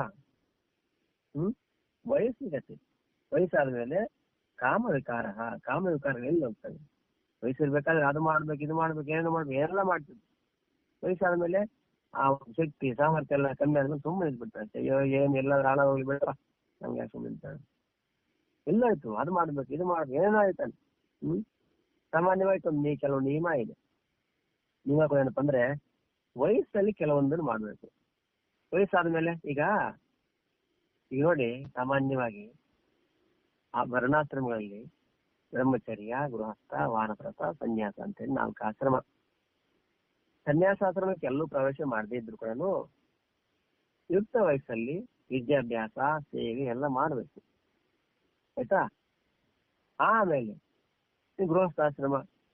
ಗೃಹಸ್ಥಾಶ್ರಮಕ್ಕೆ ಧರ್ಮಬದ್ಧವಾಗಿರ್ತಕ್ಕಂಥ ವಿವಾಹ ಮಾಡಿಕೊಂಡು ಸಂತಾನೋತ್ಪತ್ತಿ ಸಂಪತ್ತು ಐಶ್ವರ್ಯ ಸಂಪಾದನೆ ಇವೆಲ್ಲ ಗೃಹಸ್ಥಾಶ್ರಮ ಆಗಬೇಕು. ಆಮೇಲೆ 50 ದಾಟಿದೆಯಾ ಮತ್ತೆ ವಾನಪ್ರಸ್ಥಾಶ್ರಮ. ವಾನಪ್ರಸ್ಥಾನ ಅಂದ್ರು ಅರ್ಥ ಗೊತ್ತಾ? ಅಂದ್ರೆ ಇನ್ನು ಕಾಡಿನ ಕಡೆಗೆ ನಮ್ಮ ನಡಿಗೆ ವಾನಪ್ರಸ್ಥ. ಪ್ರಸ್ಥಾನ ಅಂತಂದ್ರೆ ಮಾರ್ಗ. ಯಾವ ಕಡೆ? ವನದ ಕಡೆ. ಅಂದ್ರೆ ಏನ್ ಗೊತ್ತೇ ವನದ ಅಂತಂದ್ರೆ ಈಗ ಬಂದು ಮನುಷ್ಯರಿಗೆ 50 ವರ್ಷ ಆಯ್ತು, ಇನ್ಮೇಲೆ ಇನ್ನು ವಾಪಸ್ ಹೋಗ್ಲಿಕ್ಕೆ ತಯಾರಿ ಮಾಡ್ಕೊಳ್ತಕ್ಕಂಥದ್ದು. ಅದು ಹಿಂದೆ ವಿಧಾನ ಮಾಡಲಾಗಿತ್ತು, ಹಾಗೆ ಇದ್ದದ್ದು ವಿಧಾನ. 25 ವರ್ಷ ಗಂಟ ಸೇವೆ ವಿದ್ಯಾಧ್ಯಯನ ಅವೆಲ್ಲ ತನ್ನ ಕರ್ತವ್ಯ ಕರ್ಮ ನಿರ್ವಹಣೆ ಮಾಡ್ತಕ್ಕಂಥದ್ದು. ವಿವಾಹ ಆದ ನಂತರ ಮತ್ತೆ ಗೃಹಸ್ಥಾಶ್ರಮ ಧರ್ಮ ನಿರ್ವಹಣೆ ಮಾಡ್ತಾ ಧನ ಸಂಪತ್ತು ಐಶ್ವರ್ಯ ಮಾಡ್ತಾ ಆಮೇಲೆ 50 ವರ್ಷ ಆದ ನಂತರ ವನದ ಕಡೆ ಪ್ರಯಾಣ ಅಂತಂದ್ರೆ ಏನೋ ವಾಪಸ್ ಹೋಗ್ಲಿಕ್ಕೆ ಪ್ರಯಾಣ. ಅದಕ್ಕೆ ಬೇಕಾದ ತಯಾರಿ ಮಾಡ್ತಕ್ಕಂಥದ್ದು. ಈಗ ಬಂದಿದ್ದೀವಿ, ವಿದ್ಯಾಭ್ಯಾಸ ಮಾಡಿದ್ವಿ, ಎಲ್ಲ ಆಯ್ತು. 50 ವರ್ಷ ಅಂತಂದ್ರೆ ಬಿಳಿ ಕೂದಲು ಶುರುವಾಗುತ್ತೆ, ಆರೋಗ್ಯ ಸ್ವಲ್ಪ ಕ್ಷೀಣವಾಗ್ತದೆ. ಇಷ್ಟರಲ್ಲಿ 20 ವರ್ಷ ಸಂಸಾರದಲ್ಲಿ ಹೋರಾಡಿ ಇನ್ನು ಸಾಕು ಅನಿಸ್ತದೆ. ಆಮೇಲೆ ಇನ್ನೇನು? ವಾನಪ್ರಸ್ಥ, ವನದ ಕಡೆ ಪ್ರಯಾಣ. ಅಂದ್ರೆ ನಾವು ವಾಪಸ್ ಹೋಗ್ಬೇಕು. ವನದ ಕಡೆ ಪ್ರಯಾಣ ಮಾಡಿ ಆಮೇಲೆ ಅಲ್ಲಿಂದ ಸನ್ಯಾಸ. ಅಂದ್ರೆ ಇನ್ನು ಜೀವನದ ಉದ್ದೇಶ, ಜೀವನ ಯಾತಕ್ಕಾಗಿ ಬಂದಿದೆ ಅದನ್ನ ಪೂರ್ತಿ ಮಾಡ್ಲಿಕ್ಕಾಗಿ ಜೀವನ ಉದ್ದೇಶ ಇದೆಯಲ್ಲ, ಅಂದ್ರೆ ಈ ಮಾನವ ಜನ್ಮ ಯಾತಕ್ಕಾಗಿ ಬಂದಿದೆ ಅದನ್ನ ಸಾರ್ಥಕತೆ ಮಾಡುವಂತ ಪ್ರಯತ್ನ ಕನಿಷ್ಠ 50 ಕಳೆದ ಮೇಲಾದ್ರೂ ಮಾಡ್ಬೇಕಂತೆ. ಈಗ ವಿಷಯನ ಗೊತ್ತೇ, 60-70 ವರ್ಷ ಆದ ನಂತರ ಆಮೇಲೆ ಶುರು ಮಾಡ್ತಾರೆ. ಏನು? ಅದು ಮಾಡ್ಬೇಕು, ಇದು ಮಾಡ್ಬೇಕು, ಏನೇನೋ ಮಾಡ್ಬೇಕು, ಅದು ಮಾಡಿ ರಾತ್ರಿ ಅವನಿಗೆ ಮಾಡಿ ಇಲ್ಲಿಗೆ ಹೋಗಿ ಅವನು ಕೇಳ್ಬೇಕು, ಅವನ್ನ ಮಾತಾಡಿ ಇವನ್ ಕಾಲ ಹಿಡಿದ. ಅಂದ್ರೆ ಈಗ ಮಾಡ್ಬೇಕಂತ ಕೆಲಸ ಏನು? ವಾನಪ್ರಸ್ಥ. ಇನ್ನು ವಾಪಸ್ ಹೋಗ್ಲಿಕ್ಕೆ ನಮ್ಮ ಜೀವನ ಸಾರ್ಥಕ ತಯಾರಿ ಅದು ಬಿಟ್ಟು ಈಗ ಶುರು ಮಾಡ್ಬಿಡ್ತಾರೆ. ಮೊನ್ನೆ ಒಂದು ಉದಾಹರಣೆ ಹೇಳಿದ್ವಿ. ಇಲ್ಲೊಬ್ರು ಇದ್ರೆ ನಮ್ಮ ಪಕ್ಕ ನಿತ್ಯ ಮರಿಲಿದ್ದಾರೆ. ಸುಮಾರು ವರ್ಷ ಮಾಡಿ ಮಾಡಿ ಮಾಡಿ ಮಾಡಿ ಮಾಡಿ ಅವ್ರಿಗೂ ಮಕ್ಕಳು ಬೀಳ್ದಿರ ಎಲ್ಲ ಬಿಟ್ಬಿಟ್ಟು ಅವ್ರಿಗೆ ಬಂದ್ಬಿಟ್ಟ. ಬಂದು ಏನು ಸ್ವಾಮಿ ನನಗೆ ಇನ್ನೇನು ಬೇಡ, ಒಂದ್ ಸಣ್ಣ ಮನೆ ಕಟ್ಕೊಂತೀನಿ, ಒಂದೆರಡು ನಾನು ಸ್ವಲ್ಪ ಸಂಪಾದನೆ ಮಾಡುವಂತ ಒಂದು ಸಣ್ಣ ಒಂದು ಇದು ಮಾಡ್ಕೊತೀನಿ, ಇನ್ನು ಸಂಪಾದನೆ ನಾನು ಮಾಡಿದ ಸಂಪಾದನೆ ಎಲ್ಲ ದೇಶ ಹಿತಕ್ಕೆ ಒಳ್ಳೇದನ್ನ ಮಾಡ್ತೀನಿ, ಇನ್ನು ಬೇಡ ಸವಾಸ ಬೇಡ ಸಂಸಾರ. ನಾನು ತುಂಬಾ ಸಂತೋಷ, ಒಳ್ಳೇದು. ನನಗೆ ಈ ಮಾತು ಹೇಳಿದವರು 15 ವರ್ಷ ಆಗಿದೆ. 15 ವರ್ಷದಿಂದ ಅಷ್ಟೇ ಆ ಬಿಲ್ಡಿಂಗ್ ಕಟ್ಟಿ ಈ ಬಿಲ್ಡಿಂಗ್ ಕಟ್ಟದ, ಅದೇನೋ ಮಾಡ್ದ, ಇದು ಮಾಡ್ದ, ವ್ಯಾಪಾರ ಶುರು ಮಾಡಿ ಅದರಲ್ಲೇ ಸಿಕ್ಕಾಕೊಂಡಿದ್ದಾನೆ. ಹೊರಗೆ ಬರೋದಲ್ಲ, ಸತ್ರು ಹೊರಗೆ ಬರ್ತಾಗ. ಈಗ ಒಬ್ಬನೇ ರಾತ್ರಿ ಹಗಲು ದುಡಿಲಿ, ಒಳ್ಳೆ ಮತ್ತಿಲ್ಲ, ಸೋಮವಾರತನ ಅಂತಕ್ಕಂಥ ಒಳ್ಳೇದಲ್ಲ, ಒಳ್ಳೆ ವ್ಯಕ್ತಿ ಇಲ್ಲ ಅಂತಲ್ಲ ನಾನು ಹೇಳುದು, ಕೆಟ್ಟ ಅಂತಲ್ಲ ಅಥವಾ ಮೋಸ ಮಾಡೋದು ಬಿಲ್ಕುಲ್ ಅಲ್ಲ. ಚೆನ್ನಾಗಿ ರಾತ್ರಿ ದುಡಿತಾನೆ. ಆದ್ರೆ ಒಂದೇ ಒಂದು ಸಂಗತಿ, ಜೀವನದ ಸಾರ್ಥಕತೆ ಅಂತಕ್ಕಂಥ ಆಗ್ಲಿಲ್ವಲ್ಲ. ಅಲ್ಲಿ ಹೆಂಡತಿ ಮಕ್ಕಳ ಜೊತೆ ಒದ್ದಾಡಿ ಸಾಕಾಗಿ ಎಲ್ಲ ಬಿಟ್ಟು ಬಂದು ಇಲ್ಲಿ ಇನ್ನೊಂದು ಜೀವನ ಸಾರ್ಥಕ ಮಾಡ್ಕೋಬೇಕು ಅಂತ ಚೆನ್ನಾಗಿದೆ, ನಿನ್ನ ಉದ್ದೇಶ ಚೆನ್ನಾಗಿದೆ. ಆದ್ರೆ ಮತ್ತೆ ಬಂಧನದಲ್ಲಿ ಮುಸ್ಲು ಆದ್ರೆ ನನಗೆ ಅನಿಸ್ತದೆ ಅದು ಕೂಡ ಭಗವಂತನ ಅನುಗ್ರಹ ಇಲ್ಲದಿದ್ರೆ ಆಗಲ್ವೇನೋ. ಒಮ್ಮೆ ಅನಿಸ್ತದೆ ನನಗೆ, ಭಗವಂತನ ಅನುಗ್ರಹ ಇಲ್ಲದಿದ್ರೆ ಏನೆಲ್ಲ ಅನ್ಕೋಬಹುದೇನೋ, ಸಾಧ್ಯನೇ ಆಗಲ್ವೇನೋ ಅಂತ ಅನಿಸ್ತದೆ ನನಗೆ. ಆದ್ರೆ ಕನಿಷ್ಠ ಸ್ವಲ್ಪ ಪ್ರಯತ್ನವನ್ನಾದ್ರೂ ಮಾಡಬೇಕು. ಪ್ರಯತ್ನನೇ ಇಲ್ಲ ಅಂತಂದ್ರೆ ನಾವು ಅಲ್ಲಿ ಹೇಗೆ? ಈಗ ಪ್ರಯತ್ನ ಮಾಡಿ ಅದರಲ್ಲಿ ಸಫಲರಾಗ್ತೀವೋ ವಿಫಲರಾಗ್ತೀವೋ ಆ ವಿಷಯ ಬೇರೆ. ಪ್ರಯತ್ನ ಮಾಡಿ ಎಲ್ಲರೂ ಸಫಲರೂ ಆಗಿಲ್ಲ, ವಿಫಲರು ಆಗಿದ್ದಾರೆ. ಆದರೆ ಪ್ರಯತ್ನದ ಸಂಸ್ಕಾರ ಅಂತಕ್ಕಂಥದ್ದು ಜೀವನದಲ್ಲಿ ಸೂಕ್ತವಾಗಿ ಇರ್ತದೆ. ಈಗ ಯಾವುದಕ್ಕೆ ನಾವು ಪ್ರಯತ್ನ ಮಾಡ್ತೀವಿ ಅದು ಜೀವನದಲ್ಲಿ ಹಾಗೆ ಎದ್ದು ಬಿಡ್ತದೆ. ಕಾಲಾಂತರದಲ್ಲಿ ಜನ್ಮಾಂತರದಲ್ಲಿ ಅದರ ಫಲ ಬರ್ತದೆ, ಖಂಡಿತ ಬರ್ತದೆ. ಆದ್ರೆ ಪ್ರಯತ್ನವನ್ನೇ ಮಾಡ್ಲಿಲ್ವಲ್ಲ. ಪ್ರಯತ್ನ ಮಾಡಿದ್ರೆ ತಾನೇ ಅದರ ಸಂಸ್ಕಾರ ಇರ್ಲಿಕ್ಕೆ. ನಾವು ಪ್ರಯತ್ನ ಬಗ್ಗೆ ಮಾಡ್ಲಿಲ್ಲ, ಫಲ